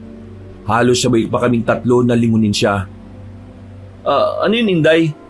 Oo nga pala, bukas na ang bisperas ng pista dito sa aming baryo. Sabi ko sa inyo, marami kaming handaan eh. Ganun ba? Oo, kaya gusto ko sanang imbitahan kayo. Kung makakabalik kayo dito bukas ng umaga, napakalaki ng kikitain nyo, sigurado ako. Talaga, Inday? Baka maubos naman ang paninda namin dito. Aba oo, alam mo ba, nag-usap-usap na mga kapitbahay. Isda ang kulang sa handaan. Kailangan nila ng maraming lapu-lapu, Michael. At saka, gusto ko rin ipakilala sa iyo ang ama ko. Nagtinginan sina Michael at Felmar. May ngiti sa mga labi nila Kabanong. Samantalang ako ay tahimik lang na nakatingin sa kanilang dalawa. Ano sa tingin mo, Felmar? Hindi masama, di ba? Kung fiesta, sigurado, may benta talaga. Mukhang magandang oportunidad. At saka Inday, hindi kami makakatanggi sa imbitasyon mo. Yan. O sige na, bumalik na kayo bukas ng umaga ha. Pangako, hahanapan ko kayo ng magandang pwesto. Huwag niyo akong bibiguin ha. O sige na Inday, Hana. Hindi namin kayang tanggihan ang imbitasyon ng isang kaibigan eh. At saka, kakain ulit kami ng inubarang manok ha. Nagtawanan kami Kabanong. Ang pag-aalala kanina ay napalitan ng pananabik sa negosyo at sa fiesta. At sa iisiping malaki na naman ang aming kikitain. O sige, mag-ingat kayo sa pag-uwi ah. Makita-kita tayo ulit bukas. Nagpaalam kaming tatlo at naglakad pabalik sa aming baryo. Puno ng pag-asa ang aming mga muka habang naglalakad papalayo sa kapis. Ngunit Kabanong, habang pauwi kami, ay parang may nakasunod sa amin. Panay ang tawanan namin ngunit nakikiramdam kami. Inabutan kami ng takip silim sa daan at masaya kaming nag-uusap. Naglalakad kami sa isang malawak at liblib na probinsya na daan. Wala nang masyadong bahay at ang maliwanag na buwan lang ang nagbibigay liwanag. Punong-puno ng kwento kaming tatlo tungkol sa tagumpay namin sa pagbenta at kay Inday Hana. Hindi ko talaga inakala. Sa tagal nating nagtitinda, ngayon lang ako nakaranas na maubos lahat ng isda. Ay nako, salamat talaga kay Inday Hana. Magaling ang babaeng yun. Tsaka malaki rin ang benta natin bukas. At ang ganda niya. At mukhang may hindi makakatulog ngayong gabi na isang lalaki riyan. Napatawan naman kaming napatingin kay Michael Kabanong. Habang siya ay napangiti na abot hanggang batok niya. Tama kayo. Mukhang hindi nga ako makakatulog. At baka hindi na talaga ako makatulog. Habang nagkukwentuhan kami, biglang napansin ko ang isang bagay na parang lumilipad. Kinabahan ako Kabanong na naging dahilan para mapahinto ako at mapahinto din sila Felmar at Michael. Teka muna, nararamdaman ko may nakasunod sa atin eh. Sino? Wala naman ah. Baka guni-guni mo lang yun. Hindi, matagal nang sumusunod sa atin yan. Parang naglalakad lang. Biglang napatigil si Felmar at Michael sa pagtawa. Tiningnan nila ang dilim sa likuran. Walang ibang naglalakad maliban sa amin. Ngunit may kakaibang pakiramdam. Bumigat ang hangin. Guni-guni mo lang siguro, Rodolfo. Masyado kang praning sa mga aswang eh. At tulad ng sinabi ni Michael Kabanong, ay biglang naputol ang pag-uusap namin nang marinig namin ang isang napakalinaw at nakakakilabot na tunog mula sa itaas. Isang malakas na tunog ng tik-tik. Malapit, malalim at napakatapang. Nagkatinginan kaming tatlo. Putlang-putla ang mga mukha namin. Kilalang-kilala namin ang tunog na yun. Ang tunog ng tiktik. Ang kakaiba at tambuhalang bersyon ng aswang na sumisipsip ng laman loob. Tik-tik! Malapit! Uminto ka, Rodolfo! O yun! At malapit lang! Mukhang kailangan na natin tumakbo! Baka hindi na tayo aabot sa bahay pag nalapa na tayo niyan. Halos wala na kaming maisip sa mga oras na yon, Kabanong. Sa sobrang takot, tumakbo kaming tatlo. Napansin namin habang tumatakbo kami, ay siya namang palakas ng palakas ang tunog ng tiktik. Takbo! Nagmamadali kaming tumakbo, Kabanong. Bit-bit ang mga mahahalagang bagay. Magkasama kami ni Felmar na humila ng kariton, na puno ng mga lalagyan ng isda namin. Ngunit sa bigat at hirap tumakbo ay iniwan namin ito. Si Michael, kahit napakadelikado na ng sitwasyon, ay bitbit ang mga banyera ng isda na ayaw pa ring bitiwan. Mga banyera, ayaw kong iwan. Mahal to. Michael! Bitiwan mo na yan! Mas mahalaga ang buhay natin! Pero ayaw pa rin bitiwan ni Michael ang mga banyera. Nagpatuloy kaming tumakbo sa dilim. Ang tunog ng tiktik ay patuloy na gumagapang sa itaas. Palapit ng palapit. Mas matindi at mas mabilis na ang kanyang tunog na parabang mananakmal na. Naramdaman na namin ang presensya nito sa itaas ng mga puno. Indayana, salamat sa'yo. Pero sana hindi kami maging tinda ng tiktik bukas. Takbo! Gusto kong matawa, Kabanong, sa sinabi ni Michael. Ngunit mas pinili kong tumakbo na lang muna. Nasa ganun kaming tagpo, Kabanong, nang biglang huminto si Michael. Napahinto na rin kami at tinawag siya. Ay, teka, ba't ba ako natakbo? May sikreto riyan para lubayan tayo ng lintik na tiktik na yan. Nakatingin na naman kami, Kabanong, at halos magyakapan na lang kami ni Felmar habang nakatingin kami kay Michael. Hoy! Tik-tik na babae ka! Manda ka sa akin! Sisilaban ko yang sa'yo! Etong bawang oh! Ipapakain ko talaga sa'yo to! O di naman kaya gagawin kitang asawa! Halika, mahal! Lumapit ka! Lapit ka kay Papa! Nagkatinginan kami ni Felmar, Kabanong, habang si Michael ay nakalabas ang dila habang nagiling-giling at kumakaldag. Narinig naman namin ang tiktik na tumunog ng malakas at pagkatapos ay napakalapit na ng tunog niya at biglang nawala. Napatingin kami sa paligid ng bumugad sa amin ng nakakabinging katahimikan. Hoy! Nasaan ka na? Bumalik ka! Huy, Michael! Tara na! Binilikan namin ni Felmar ang kariton, Kabanong, at tinilad si Michael na walang patid ng sigaw sa tiktik na bumalik. Kinabukasan ay maaga ulit kaming naghanda ng aming paninda. Muli kami maglalako sa kapis na parabang hindi kami nadala sa nangyari sa amin nung gabi. Sabi din kasi ni Michael na kung sa tiktik lang kami matatakot ay walang mangyayari sa amin. Nagpaalam na kami sa nanay ni Felmar. Sa kanila kasi ako nakatira, Kabanong. Taga-syudad kasi ako at piniling manahan sa probinsya para naman maranasan ko ang buhay na hindi ko nararanasan. At ang masasabi ko, Kabanong, mahirap maging mahirap. Pero masaya kami sa simpleng buhay. Umalis na kami para maglakong muli sa kapis. Tuwang-tuwa kasi kami sa malaking benta namin kahapon. Yun din ang unang beses, Kabanong, na ganun kalaki ang kita namin. Habang naglalakad kami at masayang nagkukwentuhan, ay nakasalubong namin si Digna. Naka-miniskirt ito at naka-backless pa. Lutang na lutang ang mga malalaki niyang mga hita na halos may bilbil at lalo pa siyang umitim sa kulay ng damit niyang neon pink. Nako! Mabaging laman lupa! Ang reyna ng mga laman lupa! Nakawala! Naku po! May mukhang libag na naglalakad! At talagang naka-neon pink pa yung asawa mo, Michael, ah. Ha? May lubid ka? Magbibigti na lang ako sa puno ng malunggay. Nang makalapit na sa amin si Digna, Kabanong, ay masaya niya akong binati. Bilang paggalang ibinati ko na rin siya. Napangiwi pa ako bahagya nang kumindat siya at sinabing ako raw ang pinakagwapo sa aming tatlo. Ha? Ganun ba? Salamat, ha? At nanlaki ang mga mata ko nang sabihin niyang mukhang bagay kami. Napatingin kami kay Michael nang tumawa ito ng malakas. Kumuha pa siya ng isdang hito at hinarap kay Digna. Mukhang ang taas naman ng pangarap mo. Medyo hawig mo to. Noon si Felmar ang tipo mo. Ngayon naman si Rodolfo. Siniko naman siya ni Felmar. Napatingin naman sa kanya si Digna at sinabing si Michael ay mukhang isdang hindi nadiligan. Natawa naman si Michael at sinabing kaysa naman tulad kay Digna na mukhang libagin.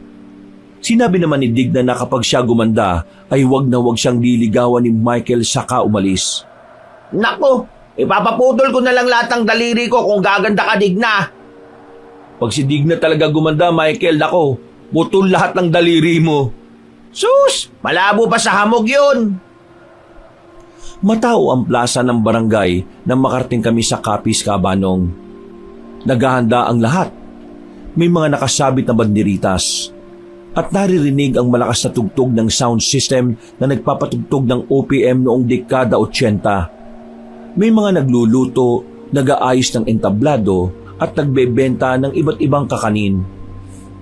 O ayan na, Capiz na, Michael. Ihanda mo na ang timbangan. Felmar, siguraduhin mong hindi natin ma-overprice ang bangus ha.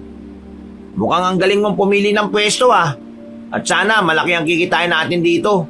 Para masaya buhay. Eh di ba si Inday Hana naganap nitong pwesto? Ay, oo nga pala no. Sana lang walang kalaban. At sana, hindi tayo masyadong mainitan. Hula ko narito rin sila Edong eh. Kaya kanya-kanyang diskarte lang tayo. O sige, tara na. Bago pa dumami ang tao. Agad namang inayos naming tatlo ang aming mga banyera. Nang makapwesto na'y agad na sumigaw si Michael ngunit hindi na ganun kalakas tulad ng dati. Bili na ng mga suki. Taggis lang ang kilo. Maganda na mga isda. Kasing ganda ng misis nyo. Hindi nagtagal ka banong ay dumami na ang tao sa paligid namin para bumili ng isda. Marami-rami na rin ang bumibili. At naging abala kami, ngunit walang mapagsidlan ng galak namin. Huli kaming natuwa kabanong ng maaga pa lang ay naubos na ang mga paninda namin. Habang nag-aayos ng mga banyera, ay nakita namin ang papalapit na si Inday Hana. Rodolfo, Michael, Felmar, kayo pala. Hindi ko kagad kayo nakilala ah. Naparap kaming tatlo sa nakangiting si Inday Hana. Agad namang inayos ng dalawa kong kasama ang kanilang mga sarili. Si Michael nagbaon pa pala ng pumada at dali-daling nilagyan ng buhok at ang kanyang kilay. Saka humarap kay Inday Hana na baon ang matamis ng ngiti. Inday Hana, salamat sa Diyos at nakita ka namin ulit. Napatikim naman si Michael habang nakangiting aso. Hindi maipaliwanag ang saya na nararamdaman nito. Mukhang malakas talaga ang tama niya kay Inday Hana. Nagkatinginan na lang kami ni Felmar na parang matatawa. Ang ganda mo pa rin, Hana. Kumusta ka, Inday? Mabuti naman.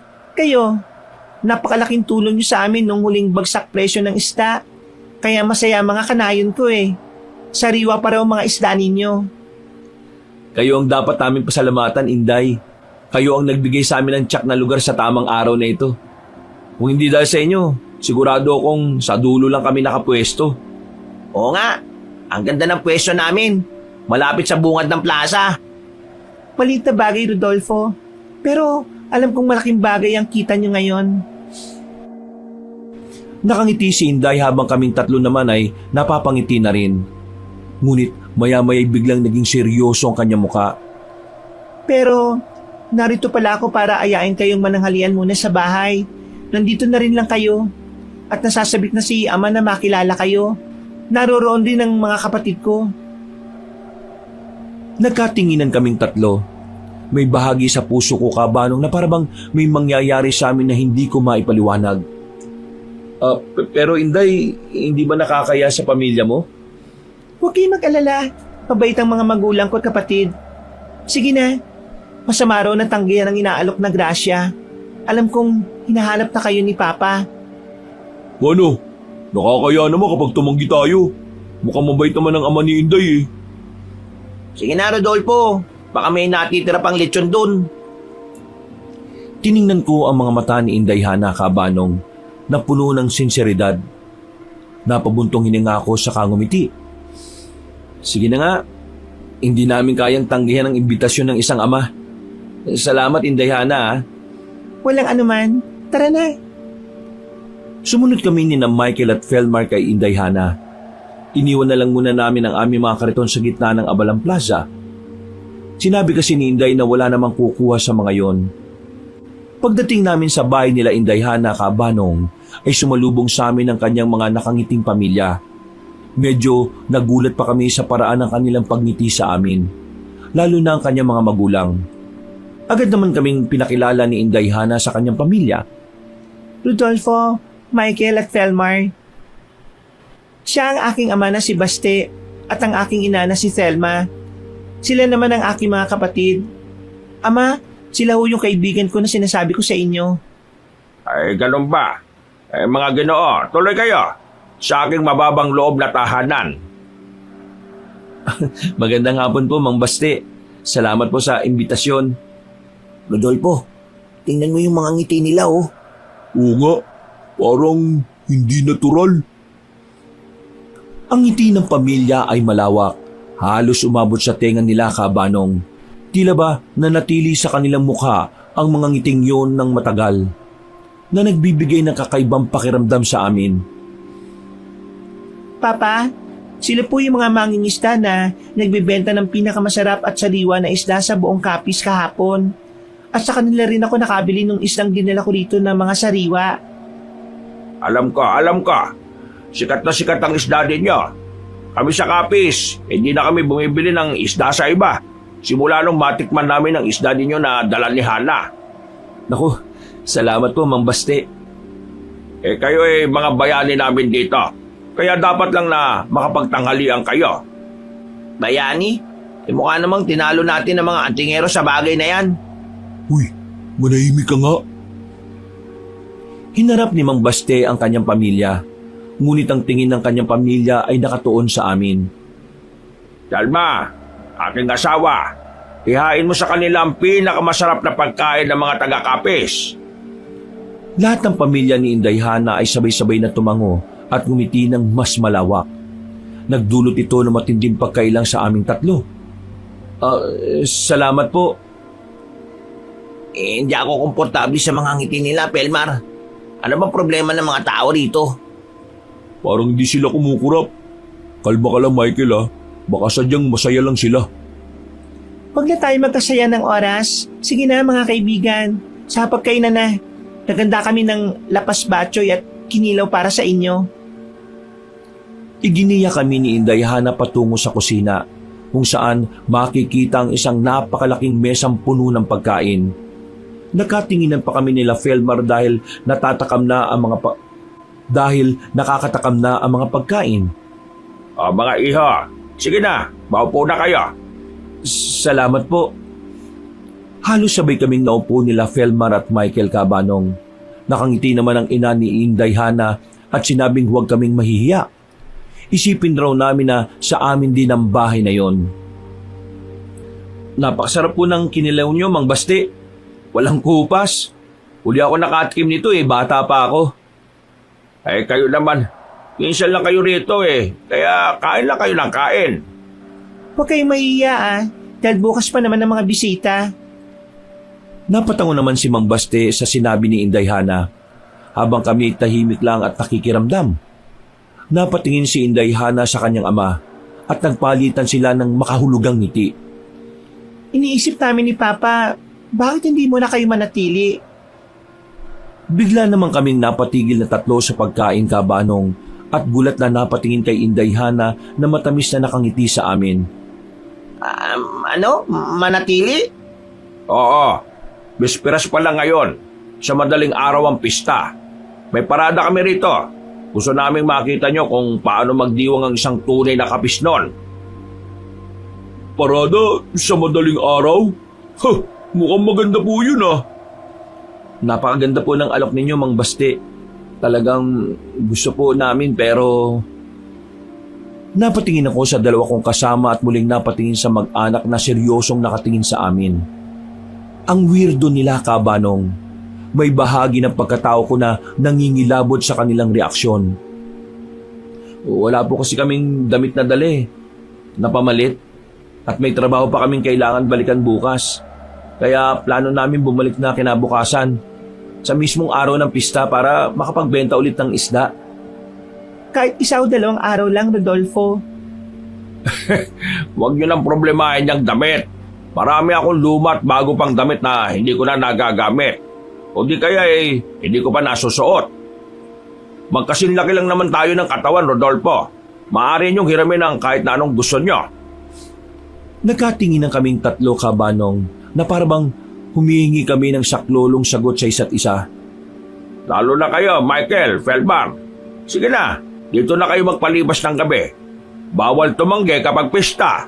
Napaka mapagbigay niyo, Mang Baste, pero Sige na po, Rodolfo. Huwag niyo na kaming pahindian. Ngayon lang kasi ako nakadala ng kaibigan dito sa amin. Puro lang kasi bisita ni Papa ang naririto eh.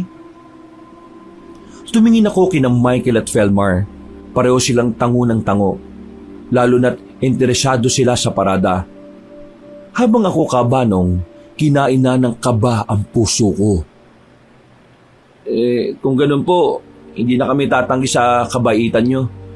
Maraming salamat po sa inyo, Mang Baste at Inday Hana. Ay, mabuti naman. O, maganda na kayo para magdiwang. Habang nagpapatuloy sa pagkain ng lahat, may kakaiba akong pakiramdam na may mas malalim na dahilan sa pag-anyaya nila kaysa sa pagdiriwang lang ng pista. Kinapa ko ang bawang sa aking bulsa, kabanong. Sana'y makakatulong ito. Kinagabihan, naging masaya ang aming pag-uusap. Habang panay ang kwento namin nila Inday Hana ay may namataan akong sa di kalayuan.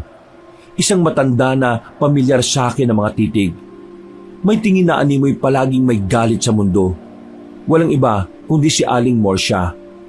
Nakatayo ito sa madilim na bahagi na sa wari ko'y nakaitim siyang damit na may kaputsa.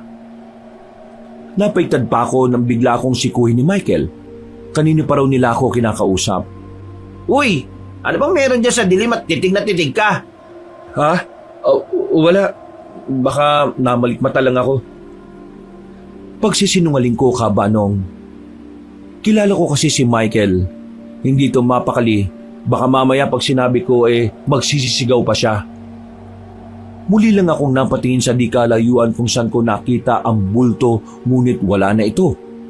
Nang mapalingin ako kay Felmar ay isang makahulugang tingin ang nakita ko sa kanya.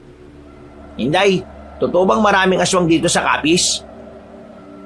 Walang pakundangang tanong ni Michael kay Inday Hana na bahagyang ikinagulat ng dalaga. Agad ko naman binatukan si Michael at nanghingi ng pasensya kay Inday.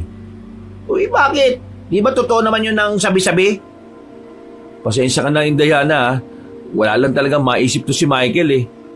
Ayos lang, Rodolfo. Oo nga pala. Magpahinga na kayo. Baga pa tayong gigising bukas.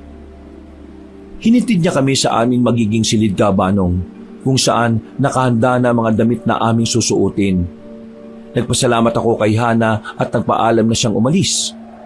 Pinakinggan ko muna sa may pinto ang kanyang yapak. Nang masigurong wala na, ay hinarap ko si Michael na hangang-hanga sa mga damit. Huy, ibaba mo yan. Hindi natin susuotin yan. Ha? Bakit naman? Mahina ba talaga, Michael, ang radar mo? Malakas ka sa kalokohan pero mahina ka naman sa pagsagap ng panganib. Hindi ka ba nakakaramdam? Kanina nagtanong ka pa kay Inday Hana kung maraming aswang dito. Minsan kasi, Michael, bawasan mo rin yung kakulitan mo. May lugar para dyan, no? Sa tingin ba ninyong dalawa, ganun ako kamanid? Nakikita ko. Sinadya ko yung tanong para makita ko ang reaksyon ni Inday. Nakakaramdam ako Hindi ko lang pinapahalata. Natahimik kami ni Felmar, kabanong.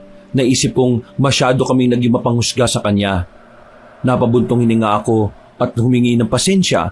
Ganon din si Felmar. At mabait talaga siguro si Michael kasi muli siyang sumigla at sinabing hindi kami dapat nag-aaway. Anong gagawin natin? Magkunwari tayong tulog. Sige na, may gana kayo. Ang kwarto'y madilim at may kalakihan. Nakaiga at nagkukunwari na kaming tulog. Inilapag na namin ang mga damit ng maayos sa lamesa na nasa silid na yon. At nagkunwari na lang kaming na bukas na namin isusuot sakaling magtanong sila. Makakatabi kami sa isang banig na inilatag sa katre, ngunit masyadong aligaga si Michael. Hinaan yung hininga nyo, mukhang tahimik na. Hindi ako makatulog eh. Kakaibang amoy sa kwartong ito. Shh! Hayaan mo na. Hindi ka matutulog. Magkunwari ka lang natulog. Ilang minuto rin kaming tahimik, Kabanong. Pareho kaming tatlo na nakikiramdam. Si Felmar ay nakatalokbong ng kumot, ako na nakadaba at si Michael na nakatagilid at nakatalikod sa amin. Mula sa labas ng kwarto, sa kabilang dingding, maririnig ng may hinang boses ng dalawang tao. Tila malapit lang sila. Sinasadya nilang bumulong, ngunit sapat na para marinig sa loob. Pa, sigurado ka bang magkakasya sila sa 3 araw? Kailangan na natin ng bago.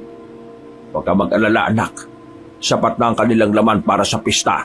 At isa pa, nariyan pa naman yung laman ng isang tindero ng isda, hindi ba? Pero sinong uunahin natin? Nagkatinginan kami, Kabanong. Kahit madilim, alam namin na may takot sa aming mga mata. Nanlamig ang aming dugo at ang katanungan na tumatakbo sa isip ko ay sino ang isang tindero na nabiktima na nila. Anong laman? Tahimik. Ang mas matabil na dila ang unahin. Mas madaling makuha ang panlasa ng mga bisita. Isa pa, napakaingay ng taong yun. Maraming tanong. Ang boses ni Inday Hana ay nagbago na, Kabanong. Hindi na itong malumanay na boses kanina, kundi isang matapang, malalim at tila hindi taong tinig. Ang ibig mo sabihin, si Michael. Nang marinig ni Michael ang pangalan niya, ay kinilibutan siya, Kabanong. Maging kami kinilibutan din.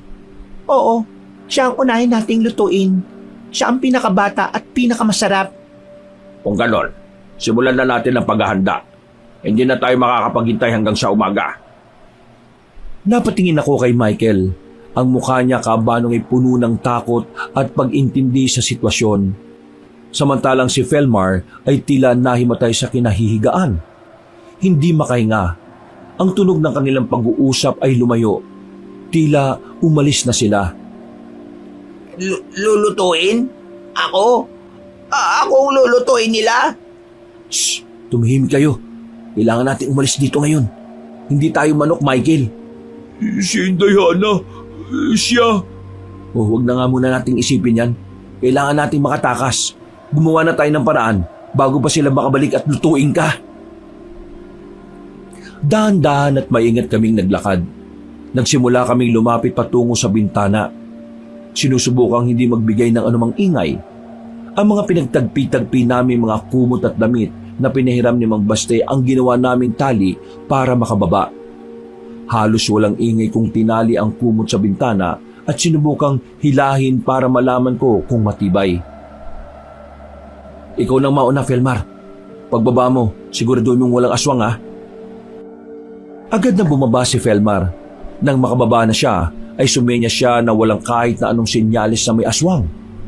Sunod kong pinababa ang nangangatog na si Michael. Sinenyasan ko si Felmar na alalayan nito. Nang makababa na siya, ay sumunod na ako. Napatingin pa ako sa pinto ng pakiramdam ko ay may mga yapak na dumating. Dali-dali akong bumaba. Nang makababa ako ay agad kong sinenyasan ng dalawa na sa kabilang bahagi ng bahay dumaan. Doon tayo, dali! Sa likod! Kailangan nating abutin ang kalsada. Ang mga banyera natin, iiwan natin. Kalimutan mo na yung banyera, Michael. Buhay natin ang nakataya. Habang nagpapatuloy kami sa pag-ikot-ikot sa gilid ng bahay, bigla kaming natigilan sa isang sulok. Natuklasan namin na ang likuran ng bahay nila ay ang kanilang nagsisilbing dambuhalang kusina. Sa gitna ng bakuran, makikitang 3 naglalaki ang kawali na nakasalang sa apuyan. Ang mga kawaling ito ay halos kasing laki ng isang maliit na kotse. At may sapat na espasyo para lutuin ang isang buong kalabaw. Naglalagablab ang apoy sa ilalim ng mga kawali at umakyat ang makapal na singaw mula sa mainit na tubig. Diyos ko! Ilang kasambahay ni Inday Hana, ang mga taong may matitigas ng ngiti kanina ay abalang-abala. Ang ilan ay masasayang nagdadagdag ng kahoy sa apoy. habang ang iba ay naghahanda ng mga pampalasa. Ngunit ang pinaka nakakakilabot ay ang nakita namin sa isang mahabang mesa sa tabi ng mga kawali. Doon may malaking hiwa ng karne na nakalatag. Inihahanda para ilagay sa kawali. Ang karne ay tila galing sa tao. May mga bahaging madaling kilalanin. Ano yan? Tingnan niyo yung forma ng binti, ng braso. Habang tinitingnan namin ang mga karne, Kabanong, napansin namin ang isang bahagi ng karne na tila may bakas ng pamilyar na damit. Tila hihimatay naman si Felmar at pinigilan niya ang kanyang sariling sumigaw. Ang damit! Hindi ba yan ang damit ni... Biglang may kasambahay na lumapit sa mesa at binuhat ang isang bahagi ng karne. Sa bahaging yon, may nakita kaming pamilyar na bulto ng isang pamilyar na tao. Bigla akong napahawak sa lupa, Kabanong, nang mapagsino ang taong yon. Si Endong. Si Endong. Kaya pala ilang araw na siyang hinahanap. Hindi na raw umuwi. Tunay nga mga aswang sila. Tara na, hindi na tayo magtatagal dito. Kung ano man ang ginagawa nila kay... Kung ano man ang ginawa nila kay Edong, yun din ang gagawin... Kung ano man ang ginawa nila kay Edong, yun din ang gagawin nila sa atin. Michael, Felmar, tumakbo na tayo! Ngayon na! Ngunit habang aalis na sana kami, isang aninong gumalaw sa likod ng mga kawali. Si Mang Baste, na ngayon ay may matalim na kuko at nanlilisik na mga mata. Nakangiti sa amin ng mas malapad pa kaysa kaninong umaga ng ngiti niya. Saan kayo pupunta mga ginoo? Hindi pa nagsisimula ang pista. Doon na kami nagsimulang sumigaw, Kabanong. Muntik pang mahiwalay si Michael sa amin sa pagtakbo. Mainam na lamang ay nahila ko siya. Doon na nagsimulang magambala ang iba pang mga aswang na nasa paligid. Takbo! Bilis! Walang lilingon! Napasigaw pa kami, Kabanong, na may biglang tumalon na aswang sa harapan namin. Nakanganga ito nang biglang lagyan ni Michael ng dalawang bawang na dinikdik niya ang bibig ng aswang dahilan para magsisigaw ito. Yawa ka! Ginulat mo ako, demonyo ka! Wisit ka! Magdusa ka sa bawang ngayon! Michael, tara na! Takbo! Huwag kayong lilingon! Aswang! Aswang! Doon tayo dumaan! Bilis! Nagsimula kaming tumakbo sa gilid ng bahay. Ngunit hindi lang si Mang Baste ang nakita namin sa paligid. Maging sa dilim ng barangay ay nagsisimula ng magkalat ang mga anino. Ang ilang kasambahay na abala sa pagluluto kanina ay nagbago na rin ang anyo. Nag-iiba ang anyo. Humahaba ang mga kuko at kumikislap ang mga mata sa dilim. Tila buong barangay ang nagtatago ng sikreto. Hindi kayo makakalis. Kayong tatlong pinakamasarap na handa para sa pista. Habang tumatakas kami, ay hindi na mapigilan ni Michael ang pagsigaw. Tulong! May aswang! Kakatayin nila kami! Huy! Tumimik ka, Michael! Huwag kang sumigaw! Patuloy kami sa pagtakbo, Kabanong. Pagliko namin sa gilid ng bahay patungo sa harapang kalsada, bigla kaming napahinto dahil nakasalubong namin si Indayhana. Hindi na siya ang Indayhana na nakilala namin. Ang dating malambing at magandang babae ay nag-iba. Ang kanyang mga matay nanlilisik at nag-iiba ng kulay. Ang kanyang ngiti, Kabanong, ay nakakatakot na. Halos umaabot sa gilid ng kanyang muka. Ang magandang ngiti na nakita namin kanina, ngayon ay puno na ng kasamaan at matatalim ng ngipin na naglalabasan. Ang kanyang tindig ay matapang at hindi na mahinhin. May anyo na siyang parang halimaw na nagkukubli sa anyo ng tao. Saan kayo pupunta mga ginoo? Hindi ba tapos ang ating pista? Na kayo mismo ang magiging handa. Lumayo ka sa amin, Inday! Hindi ikaw si Hana! Hindi ikaw yan! Ako pa rin si Hana na inyong hinahangaan. Mabuting tao sa umaga, ngunit mabangis na halimaw sa gabi. Sa likuran ni Indayhana, naglapitan na rin ang iba pang mga nagbabalat kayong aswang. Wala na kaming madaanan, Kabanong, ngunit hindi ako nawala ng pag-asa. Diyos ko, kailangan natin tumakas. Nagpalinga-linga ako, Kabanong, para humanap ng madaraanan.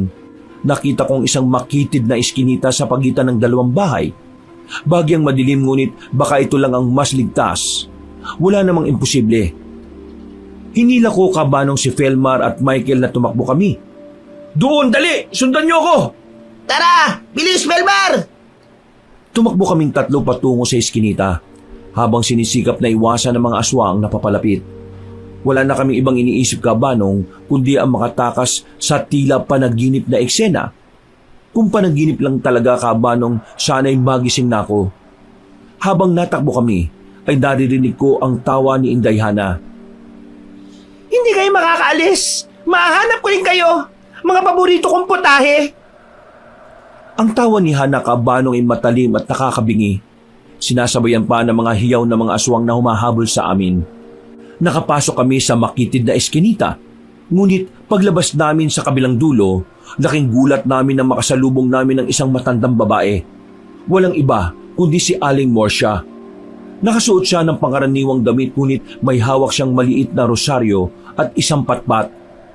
Napahinto kami, Kabanong, at natakot na wala na kaming ibang madaraanan.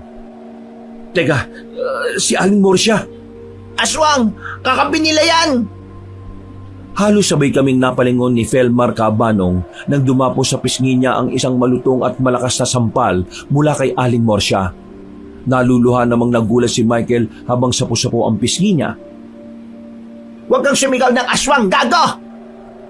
Natigilan kaming tatlo, Kabanong. Si Aling Morsia ang matandang babae na matagal na naming pinaghihinala ang miyembro ng mga aswang dahil sa kakaibang ugali nito at sa mga kwento na rin tungkol sa kanya. Aling Morsia, kayo? Takang tanong ni Felmar sa matanda, habang si Aling Morsia ay seryoso lang na nakatingin. Mga bugok, narinig ko kayo. Akala nyo, hindi ko alam ang mga pinaggagawa nyo sa likod ko. Ang tagal ko na kayong pinagmamasdan. Ikaw namang kutong lupa ka. Kung makasigaw ka ng aswang mukha ka pa ngang aswang sa akin. Ha? Pinutol niya ang sasabihin ni Michael at tinuro ang aswang na paparating. Ayan na sila. Sa tingin nyo, kung isa kong aswang hahayaan ko kayong takasan yan. Baka ipalapa ko pa kayo. Lalo na tong pinakamaingay. Ano bang tinutungangan nyo dyan? Mga bugok, kilos na dito kayo sa likod ka. Nagulat na lang ang dalawa kong kasama nang hilahin ko sila. Nagtungo kami sa likod ni Aling Morsia. Habang siya'y tinataas ang kanyang hawak na patpat at nag-usal siya ng Latin na panalangin. Lumiwanag ang buong paligid, Kabanong, at isang nakakasilaw na liwanag ang lumabas mula sa patpat ni Aling Morsia. Naririnig pa namin ang pagsigaw ng mga aswang. Bilisan niya! Sundan niyo ang daan na yan! Diretso lang ha! Sa dulo may makikita kayong lumang kuba. Pumasok kayo! Huwag kayong iengot-engot! Dali-dali kaming tumakbo, Kabanong, at sinunod si Aling Morsia. Sinundan lang namin ang daan hanggang sa dulo at may nakita nga kaming isang kubo. Agad kaming pumasok at isinara ang pinto. Halos hinihingal pa kami, Kabanong, dahil sa haba na itinakbo namin. Halos hindi kami makahinga.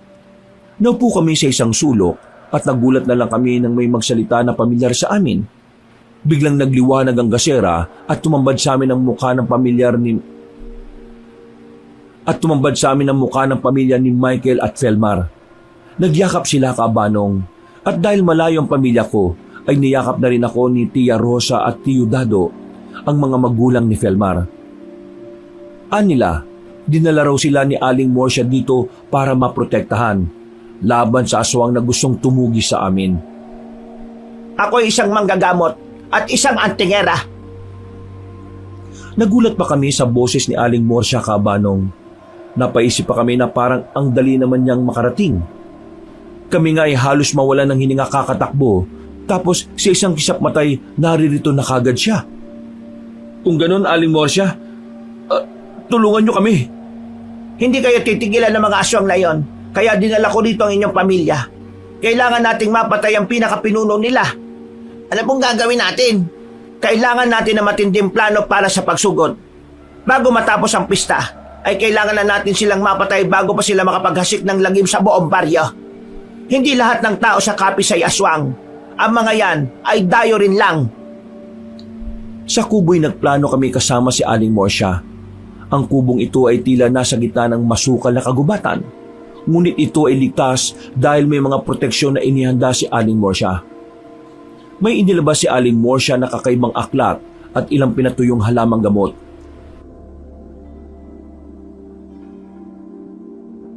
Naglagay siya ng kaunting pinatuyong dahon sa kandila at nag-usal siya ng panalangin.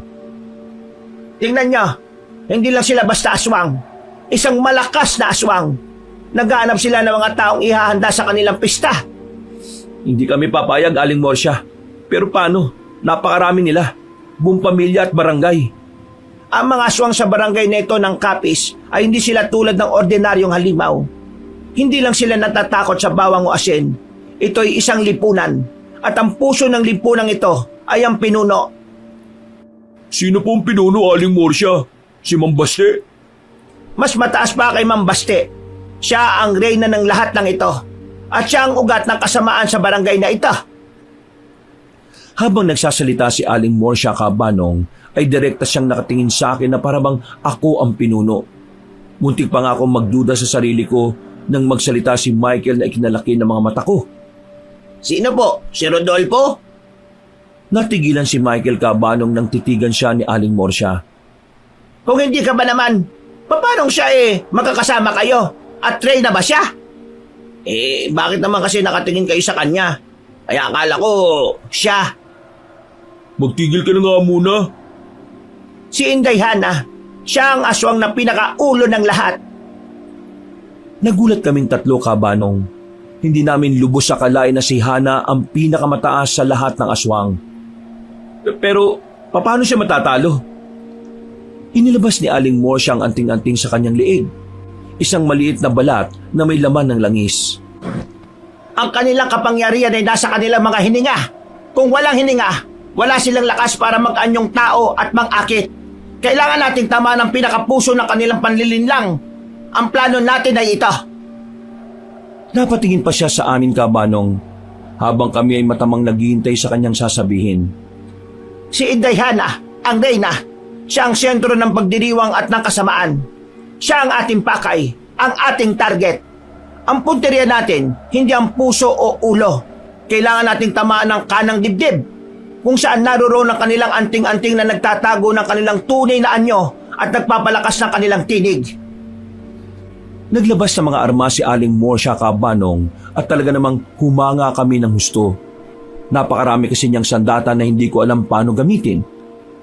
Ano ba ang alam namin mga naglalako lang ng isda sa ganitong bagay? Rodolfo, gamitin mo ang aking banal na patpat. Inabot niya sa akin ang kanyang patpat, Cabanong. Hinagod ko pa ito ng tingin dahil wala akong ideya paano ito gamitin. Ito ay pinahira ng langis ng santel mo. Hindi ito pumapatay, pero nagpapahina ng kanilang enerhiya at nag-iiwan ng marka. At ikaw naman, Felmar, gagamitin mo ang mga bala ng bawang at aserong pinalaspas. Layunin mo ang mga tagasunod upang abalahin sila. Napatingin si Aling Morsia sa sabik na si Michael. Napapangisip pa ito habang nakasimangot naman na matanda. Ikaw naman, gamitin mo ang pampalakas loob. Pagturo ni Aling Morsia sa kandila na sinundan naman naming tatlo ng tingin. Mananatili ka rito at magdarasal. Kailangan mo ng lakas. At isa ka ring pain. Ano? Pain? Ang pinuno ay ikaw ang unang pinag-iinteresan. Tsak na ikaw ang hahanapin nila. Kukuha ka ng atensyon nila at dadalhin mo sila sa plaza. Bakit to sa plaza? Dahil nandun ang sentro ng kanilang ritual. Doon natin sila sasalakayin. Ngayon, Rodolfo, kailangan mong kunin ang pana at palaso mula sa ilalim ng altar ng simbahan. Sa lumang simbahan na hindi kayang pasukin ng mga aswang. Ang pamilya ninyo ay ililipat ko roon para mas ligtas. Ang pana at palaso ay pinagpala at makakatulong para tamaan ng reyna. Sige po, gagawin namin, Aling Morsia. Wala nang oras. Naghihintay na sila sa inyo. Ihanda na ninyo ang inyong loob. Tumingin si Aling Morsia sa labas, kung saan maririnig ang mahihinang dagundong at kakaibang iyak ng mga aswang na naghahanap. Maaga pa, ngunit kailangan na nating magmadali. Dadaling ko na ang pamilya nyo sa silong ng simbahan. Ako ang mag-aatid sa kanila. Hindi kayang pasukin nyo ng mga aswang habang may proteksyon ng simbahan. Salamat po, Aling Morsia. Walang anuman. Ngayon, ayusin na natin ang plano. Habang wala si Michael ay kailangan niyong maghanda. Ang hudyat ni Michael, kapag matagumpay niyang madala sa gitna ng plaza mga aswang, ay ang kanyang pagsigaw. Naunawa namin, Aling Morsia. Unahin niyong kunin ng sandata.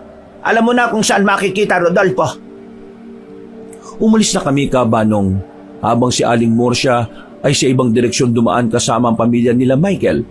Pinalakas pa namin ang loob ni Michael bago umalis at tinalunto na namin ni Felmar ang daan patungo sa simbahan.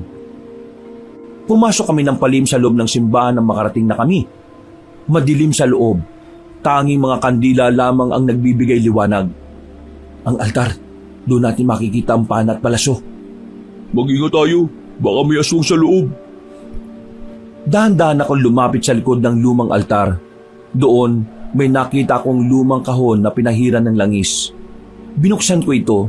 Sa loob, naroon ng isang antik na pana at 3 matatalim na palaso na may ukit at tila pinahiran ng langis. Hinawakan ko ang pana, Kabanong, at tila may kakaiba kong naramdaman na malakas na enerhiya. Ito na yung sandata.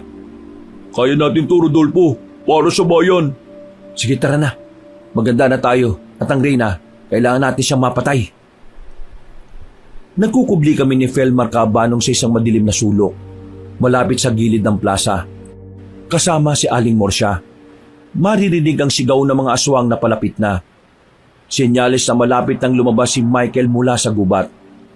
Ayon kasi kay Aling Morsia, hindi na masyadong ligtas ang pamilya nila Michael sa kubo dahil kaunting mahika na lang ang natitira sa kubo niya sapagkat dinala niya dito sa simbahan para sa mga taong hindi aswang. Malayo na kasi ang kubo niya para takbuhin pa ng magiging biktima nila Mang Basti. Ang tagal naman ni Michael, sana ayos lang siya. Aling Morsia, may isang bagay na hindi ko maintindihan eh. Si Inday Hana, napakabait niya noon. Papanong siya ang Reyna? Oo nga, Aling Morsia. Ang ama niya si Mambaste. Tila mas mukhang hari. Pero bakit siya ang Reyna? Sapagkat hindi laging ang pinuno ng isang angkan ng pinakamakapangyarihan. Ang mga aswang sa kapis, sila ay pinamumunuan ng dugo at ng pinakamalakas na manlilinlang. Si Baste, siya ay isang tagagabay lamang sa Reyna at ang tagagawa ng anting-anting. Ngunit si Inday Hana, siya ang may taglay ng pinakamalakas na boses at pinakamatinding karisma. Nagkatinginan kami ni Felmar, Kabanong. Naisip ko, kaya pala magaling si Inday Hana na magkubli. Dahil siya ang natatangi sa lahat ng aswang sa kanilang angkan. Ang mga aswang ay nabubuhay sa panlilinlang. Ginagamit ni Hana ang ganda niya para mag-imbita, magpababa ng loob at mangakit ng biktima. Ang tunay niyang kapangyarihan ay nasa kanyang pagpapanggap. Siya ang pinakamahusay na tagapagtago ng kanilang lihim. Siya ang dahilan kung bakit matagal na silang hindi natutuklasan sa pista. Kaya pala, nang narinig namin ang boses niya, biglang nag-iba. Naging boses ng alimaw. Tama, ang malambing na boses niya ay isa lamang maskara. Napatingin ako, Kabanong, sa seryosong mukha ni Aling Morsia. At kayo naman, Aling Morsia, noon, pinaghihinalaan namin kayong kasama nila. Kayo ang pinakamasungit at pinakakakaiba sa aming paningin. Nagulat kami, Kabanong, nang tumawa si Aling Morsia. Ito ang unang pagkakataong nakita namin siyang tumawa. Tawang bahagya ngunit wala ng galit. Kailangan kong maging masungit. Paano ko makakapagtago sa mga aswang kung ako mapagbigay at laging nakangiti? Lumapit siya sa amin, Kabanong. Nakangiti maging ang kanyang mga mata. Ang hatid ng kanyang ngiti ay hindi na nagdudulot ng takot sa aming kaibuturan, kundi kabanatagan na sa aming kalooban. Kung isa ako sa kanila, papayagan ko ba kayong magbenta ng isda sa kapis at pauwiin? Hindi, kundi kasali na kayo sa niluluto katulad ni Edong. Naging masungit ako upang hindi nila ako paghinalaan na isa akong antingera na tumutulong sa mga taong gustong tumakas. Ipinakita niya sa amin ang rosaryo at ang kanyang patpat na ngayon ay ibinalik ko na sa kanya. Ito ang mga sandata ko sa mga mapagpanggap. Nasa ganun kaming seryosong usapan, Kabanong, nang biglang may narinig kaming malakas na sigaw mula sa di kalayuan. Sigaw yon ni Michael. Dito! Nandito ako, mga aswang! Handa na ako maging batchoy! Napapiling na lang kami sa sigaw ni Michael, Kabanong. Kahit mapanganib na'y nakuha pang magbiro. At mas natawa kaming bahagya nang marinig ang sinabi ni Aling Morsia. Tingnan mo tong baliw na ito. Kung ako ang aswang, ano naman ang kakainin ko riyan? halos puro buto na at mukhang hindi pa naliligo. Ayan na, nagtagumpay na si Michael sa pagpapain. Munda na tayo. Napatingin ako kay Aling Morsha kabanong nang tawagin niya ako at nagbigay pa siya ng mga mahalagang bilin. Tandaan mo, Rodolfo, kanang dibdib, isang tama lang at mabibigo ang kanilang pista. Ang plaza ay madilim at iri kabanong. Tanging ang mga apuyan at kakaibang dekorasyon para sa pista ang nagbibigay ilaw.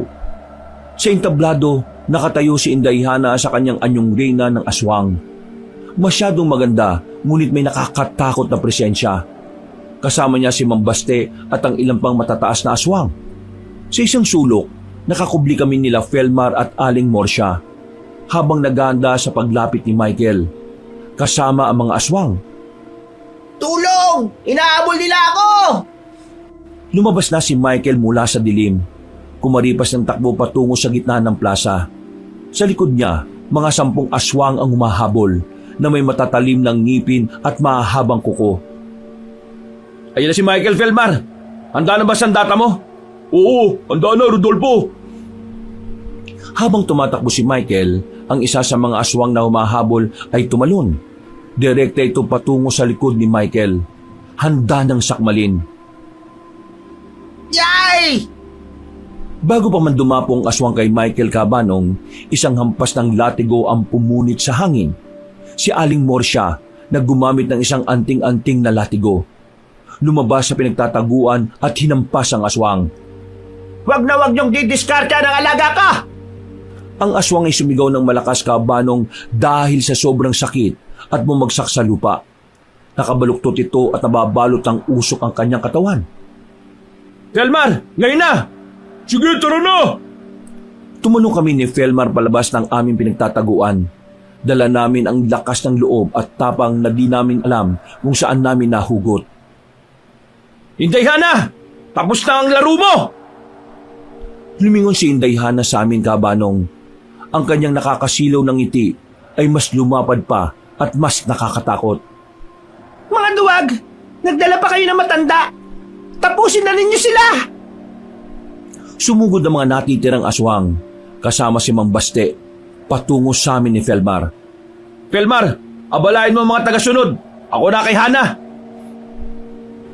Naglabas sa mga bala si Felmar at pinatamaan ng bawang at aserong bato ang mga papalapit na aswang. Habang abala mga ito, tumakbo ko patungo sa entablado. Hawak ang pana at palaso. Naging magulo ang plaza nung gabing yon kabanong. Ang hampas ng latigo ni Aling Morsha ay umaalingaw-ngaw habang sinasabat niya ang mga aswang. Si Felmar ay abala sa pagpapana ng sumpak. Tinitiyak na walang aswang na makakalapit kay Aling Morsha. Si Michael ay nakakubli ngunit sumisigaw ng mga dasal at awit pambasag loob para sa mga kalaban. Si Mang Baste sa anyong halimaw ay sumasabat sa latigo ni Aling Morsha. Nagpapalabas ng usok sa tuwing sila ay natatamaan. Wala kang karapatang makialam, Morsha. Handa namin sila. Hindi ko hayaang maging ulam ang mga inosente! Ako naman kabanong ay tumalon sa entablado at matapang na hinarap si Indayhana na ngayon ay mas lalong nag-iiba ang anyo. Tinuto ko sa kanya ang hawak kong pana. Tapusin na natin to, Hana! Rodolfo, akala mo ba ang isang mangingisda ay kaya akong talunin? Ako ang reyna. Walang makakatalo sa ganda at kapangyarihan ko. Tumalon si Indayhana patungo sa akin kabanong. Nagkaroon ng mabilis na paghaharap ang aming mga katawan. Napilitan akong umatras. Hinaharangan ko ang atake ng reyna gamit ang pana na dala ko. Halos magpang-abot kami kabanong. Malakas si Inday. Isang sapak niya lang sa akin kabanong ay halos umikot ang ulo ko. Sinipa niya ako at tumilapon ako sa kabilang bahagi ng entablado na naging dahilan ng pag-uga nito. Rodolfo, napakatigas mo talaga. Hindi mo man naintindihan? Ang kapangyarihan ay nasa kadiliman. Kaya sumuko ka na. Aminado ko malakas ka, Hana. Ngunit walang kapangyarihang mas higit pa sa pananampalataya. Indayhana, magbabayad ka sa lahat ng kasamaan mo. Ang dugo ng mga inosente, sisingilin namin. Sapagkat ako ang reyna, Rodolfo, ang kadiliman Ang buwan ay siyang aking kalakasan at walang anumang pananampalataya ang kayang tumalo sa akin. Mabilis na umatake si Indayhana, Kabanong. Nag-transform ang kanyang mga kamay at naging mahaba at matalim na kuko. Sa ngalan ng Diyos! Ipinatong ko ang pana sa aking dibdib. Nang dumapong kuko ni Indayhana, nag-iwan ito ng mahina at kumukulong usok sa kanyang balat. Ngunit hindi siya nasugatan. Napangiwi siya at sumigaw ng malakas. Wala kang puwang sa mundo ko! Tandaan mo, Indayhana, ang tunay na reyna ng lahat ay ang Birheng Maria! Lumingon si Indayhana sa imahe ng Birhen sa labas ng simbahan. Sumigaw siya, Kabanong, at naglabas sa mga tunog na parang tunog ng ahas. Samantala, sa panig ni Felmar, laban sa mga alagad ay matindi rin ang kanyang pakikibaka. Nang babalibag si Felmar ng kanyang sumpak sa dalawang alagad, tumilansik ang mga aswang, ngunit parang walang naramdaman ang mga ito. Sumigaw ang aswang na ang langis na gamit ni Felmar ay hindi uubra sa kanila. Ang kanilang balat daw ay gawa sa putik ng libingan. Iwinasiwas ng isang alagad ang matatalim na kuko at tinamaan ang braso ni Felmar. Hindi ako susuko. Kailangan kong protektahan si Michael. Para kay Michael at sa aming pamilya at sa lahat ng inosente na pinatay ninyo. Binitiwan niya ang sumpak. Mabilis siyang bumunot ng isang panga ng baboy na bigay rin ni Aling Morsia mula sa kanyang bulsa. Ibinabad ito sa tinuno na pilak at nilagyan ng langis ng ahas at may dasal ng sinaunang Latin at itinarak ito sa dibdib ng alagad ni Indayhana. Sumigaw ang alagad ng napakalakas at halos lumuwa ang mga mata nito. Nanginig siya at naging abo. Isa pa! Sa kabilang banda, naglalaban din si Aling Morsia at si Mambaste. Marcia, sa tingin mo ba'y kaya mo bang lumaban? Baka naman atakihin ka ng rayuma mo't manakit ang tuhod mo. Ang nararapat na gawin mo'y magpahinga ka na habang buhay. Bastardo! Ang anting-anting mo'y gawa lang ng dumi ng tao. Samantalang ang rosaryo ko'y may basbas ng pari at ng kalikasan. Nagalit si Mang Baste, Kabanong. Lumaki at lumabas sa mga ugat sa mukha niya at naghagis ng mga itim na alikabok na nanggagaling sa kanyang itim na agimat. Marcia, sa edad mong yan, hindi ka pa rin nagsasawa sa pakikialam. Mamamatay kang mag-isa. Bumuga siya ng maitim na usok. Tumakas si Aling Morsia ngunit nahuli ng usok ang kanyang likod. Ya! Matanda ka na kasi. Hindi mo na ako kaya, Marcia. Kumupas na ang galing mong naiwan na sa lumang panahon. Ganun ba? Ito na lang ang subukan mong demonyo ka! Mabilis na nakabawi si Aling Morsia. Binuksan niya ang maliit na bote at itinapon ang laman nitong holy water sa mukha ni Mambaste na nagdulot ng hapdi sa aswang at sumigaw ng malakas. Tubig! Ang tubig! Kumulo ang mukha ni Mambaste, Kabanong. Nag-iwan ng mga paltos. Nagpasuray-suray siya habang sumisigaw at nakatakip ang kamay sa mukha. Napatayo si Aling Morsia at masamang tiningnan si Mambaste. Sinong matanda? Ngayon, ikaw na walang kwentang nilalang sa impyerno ka na! At walang habas siyang pinaikutan ng kanyang latigo ang katawan ni Mambaste at hinila. Nag-iwan pa ng marka at guhit sa katawan nito ang latigo na gawa sa buntot ng pagi. Napasigaw si Mambaste at nag-uusok. Nanlaki ang mga mata ni Indayhana nang makita ang kanyang ama. Habang ang pamilya niya'y nagbabadya ng sumugod kay Aling Morsia, mainam na lang at agad na naagapan ni Felmar. Si Michael naman ay lumabas sa kanyang lungga at nakipaglaban na rin habang nananalangin. Ama! Ama! Magbabayad kayong lahat! Susugod na sana siya nang bigla ko siyang harangan at itinutok ang pana sa kanya. Napatras si Indayhana sa kapangyarihan ng pana na noon ko lang din napansin na may krus na nakaukit. Ngunit mabilis siyang nagpalit anyo. Lumabas ang pakpak ng paniki at naging binti ng aso ang kanyang mga paa. Ang reyna ng aswang ay lumipad na ngayon sa paligid ko. Wala kang laban sa akin, Rodolfo! Ako ang gabi! Ako ang gutom! Hindi! Hindi kita hayaang manalo! Pagbabayaran niyo ng inyong dugot laman ang ginawa niyo sa aking ama. Ngayong gabi, tatapusin ko ang buhay ninyo. Para sa bayan, para sa Diyos, hindi kami susuko! Mamamatay ka! Nang sa ganon, makita na kayo ng Diyos mo! Magbabayad ka! Dumagundong sa buong baryo ang sigaw ni Hana. Lumakas ang hangin na sinabayan pa ng matinding kulog at kidlat. Kabanong, ang lakas ni Inday Hana ay hindi pangkaraniwan. Sa bawat sigaw niya ay nararamdaman ko ang panlalamig at panghihina. Kailangan ko maniwala. Hindi ako pababayaan ng Panginoon. Sinubukan ko na panain ang Reyna, ngunit mabilis itong umiwas. Hindi ko siya natamaan. Lumipad siya pababa na kasing bilis ng kidlat at walang habas niya akong sinipa. Tumilapon ako kabanong at nakaramdam na matinding panghihilo. Humakbang si Inday Hana patalikod, sumandal sa isang haligi ng entablado at ngumiti ng mapang-uyam. Yan lang ba ang kaya mo? Masyado ka mahina. Siguro ibabalikan na lang kita. Uunahin ko lang ang mga kasama mo. Lalo na matandang nanakit sa ama ko. Naglakad siya patungo kina Aling Morsya Kabanong na kasalukuyang nakikipaglaban sa kanyang ina't mga kapatid. Pinilit kong makatayo ngunit masakit ang aking katawan sa pagkakapalo sa malaking haligi ng entablado. Bastardo! Morsya! Pinatay mo ang aking mga alagad at ang aking ama! Magbabayad ka!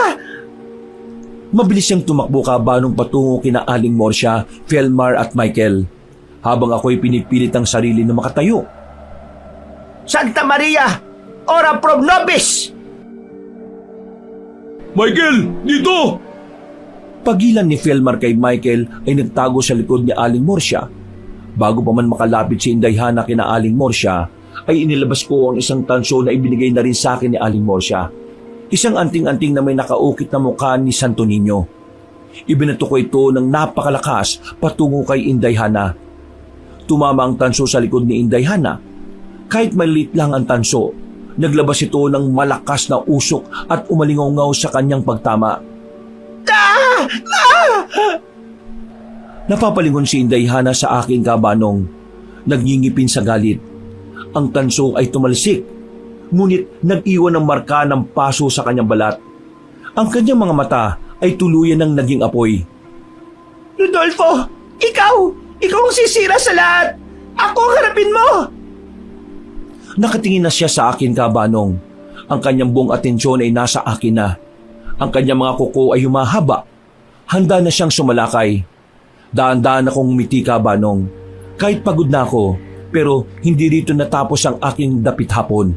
At hindi ko hayaan si Hana na hindi na masilayan ng bayang ito ang pagsapit ng bukang liwayway.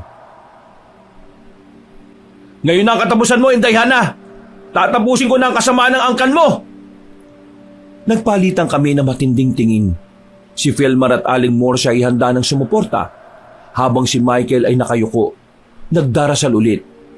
Nagpatuloy naman sa pakikibaka si Aling Morsya at Felmar sa pamilya ni Inday Hana. Yun ay kung abutan ka pa ng bukal liwayway.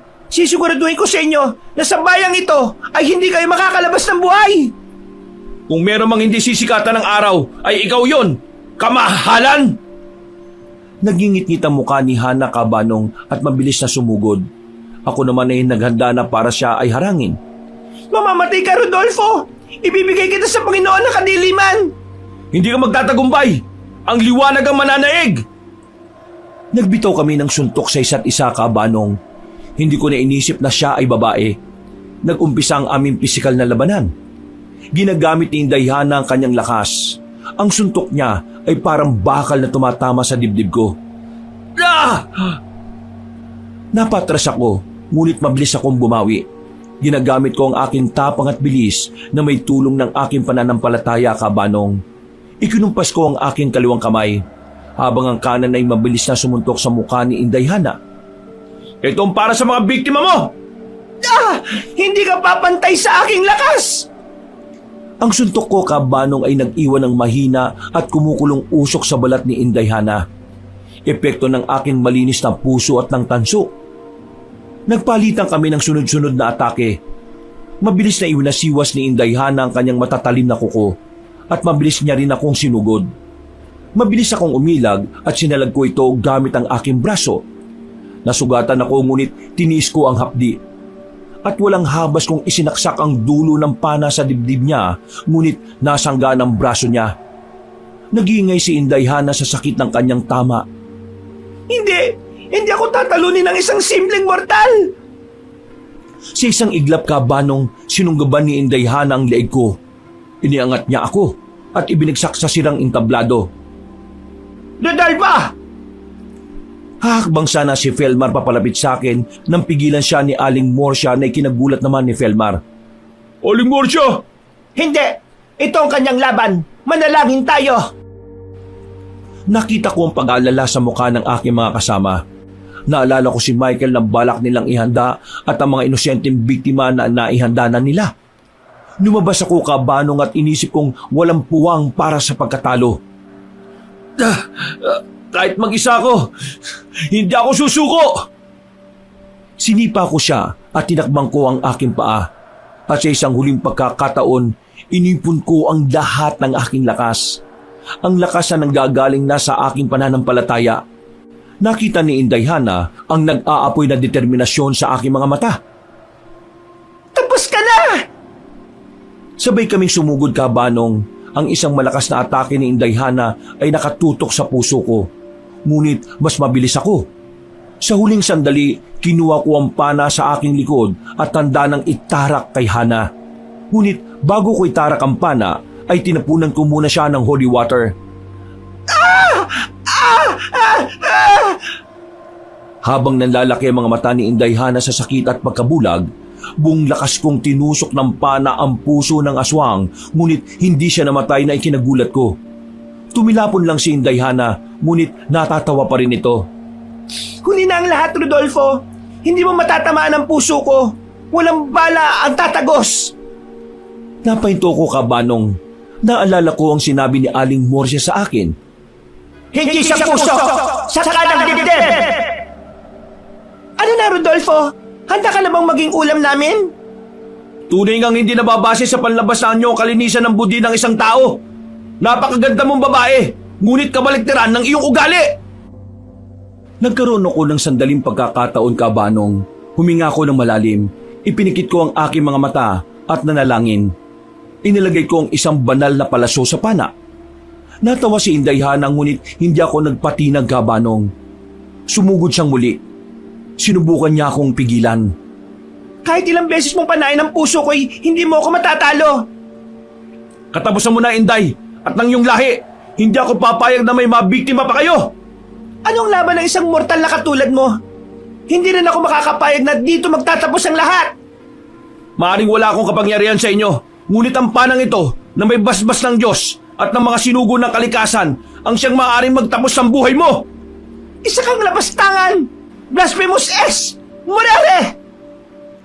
Nangunot ang noo ko kabanong sa sinabi ni Inday Hana.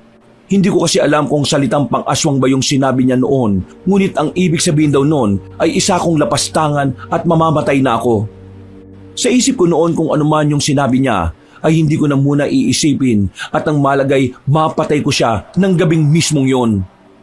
Para sa lahat ng mga naging biktima nyo! Binitiwan ko ang palaso. Tumama ang palaso, hindi sa puso kundi sa kanang dibdib ni Inday Hana. Pagdapo ng palaso, isang malakas na liwanag ang sumabog mula sa katawan ni Inday Hana. Umalingaw-ngaw ang isang nakabibinging hiyaw. Hindi hiyaw ng tao, kundi ng isang sinaunang nilalang. Ang kanyang magandang anyo kabanong ay nagsimulang matunaw at naging itim na usok. Ang malaking anting-anting na nakatago sa kanyang dibdib ay nagkabasag-basag. Ang liwanag ay kumalat sa buong plaza. Agad na huminto ang lahat ng labanan. Ang mga aswang kasama si Mang Baste at ang buong pamilya at ang angkan nila ay biglang humina at naging abo at nawala. Nang mawala ang liwanag ay nangibabaw ang liwanag ng bukang ni Wayway. Natahimik ang plaza. Ang tanging maririnig ay ang hingal dahil sa pagod naming tatlo at ni Aling Morsia. Natapos rin ang laban sa pagitan ng kasamaan at kabutihan. Isda! Bili na kayo mga suki! Hindi na kayo lugi dahil galing ito sa dagat ng Atlantic Ocean! Hay! Ang ingay mo! Nagsusungit na naman ang matanda. Bili ka na lang kasi. Matapos ang laban ay muling nagbalik sa normal ang buhay namin, Kabanong. Nakamasid ako sa nagtitindang si Michael at Felmar mula sa hindi kalayuan. Matapos kasi ang laban ay umuwi ako sa amin at doon nagpatuloy ng buhay. Ilang taon din ang lumipas na iniwan ko ang lugar na ito, nagdala sa syudad ang alaalang hindi ko malilimutan. Ay, kayong dalawa, hindi na maglalako. May peso kayo doon sa palengke na bagong tayo. May nagbigay sa inyo. Ho? Talaga po? Saan po? Sa kapis! Nako, wag na, Aling Morsya. Makatuluyan na akong makain doon. Gumapo pa naman ako ngayon. Nako, wag na. Hay, bagak. Doon sa palengke sa bayan, yung bago. May pwesto kayo doon. Pero sino po nagbigay sa amin, Aling Morsya? Ako. Nanlaki ang mga mata nilang dalawa nang makita ko, Kabanong. Matapos ang maraming taon, ngayon lang ulit kami nagkita. Napayakap sila sa akin sa tuwa habang si Aling Morsya ay natatawa lang. Akala namin nakalimutan mo na kami, Rodolfo eh. Pwede ba yon? Lalo na ngayon may bago tayong misyon. Hindi ba, Aling Morsya? Napatungo naman si Aling Morsya, Kabanong, habang napapangiti. Misyon? Ano? Maglalako tayo ng isda sa lugar na may aswang at maging antingero. Ano? Maglalako? Aray! Sigaw nila, Kabanong, nang pinagbababatukan sila ni Aling Morsya nang dala nitong patpat. Mga kabangers, mga kayanggaw, si Kabanong po. Bago po tayo magwakas, nagpapasalamat po ako sa lahat ng mga sumubaybay ng kwento natin ngayong araw na ito. Kung nagustuhan niyo po yung kwento natin, kung maaari lang ay mag-subscribe po kayo kung bago lang po kayo sa channel natin. At huwag niyo rin pong kalimutan na pindutin ang notification bell para lagi kayong nanonotify pag may mga bago tayong mga kwento. At huwag niyo na rin po kalimutan mag-comment at mag-like. Kung medyo nabitin po kayo sa kwento natin, maaari pong bisitahin niyo po yung iba pa natin mga channel, yung Pamela Clamil na channel natin. Ako rin po ang nagnanarrate doon at minsan si Lolo Pael. Ako rin po yun. Huwag niyo rin pong kalimutan mag-subscribe kasi konti pa lang po ang subscribers natin doon. At mag-comment at mag-like na rin po kayo. At kung gusto niyo po talagang napakagandang channel, bisitahin niyo po yung bagong-bagong channel natin.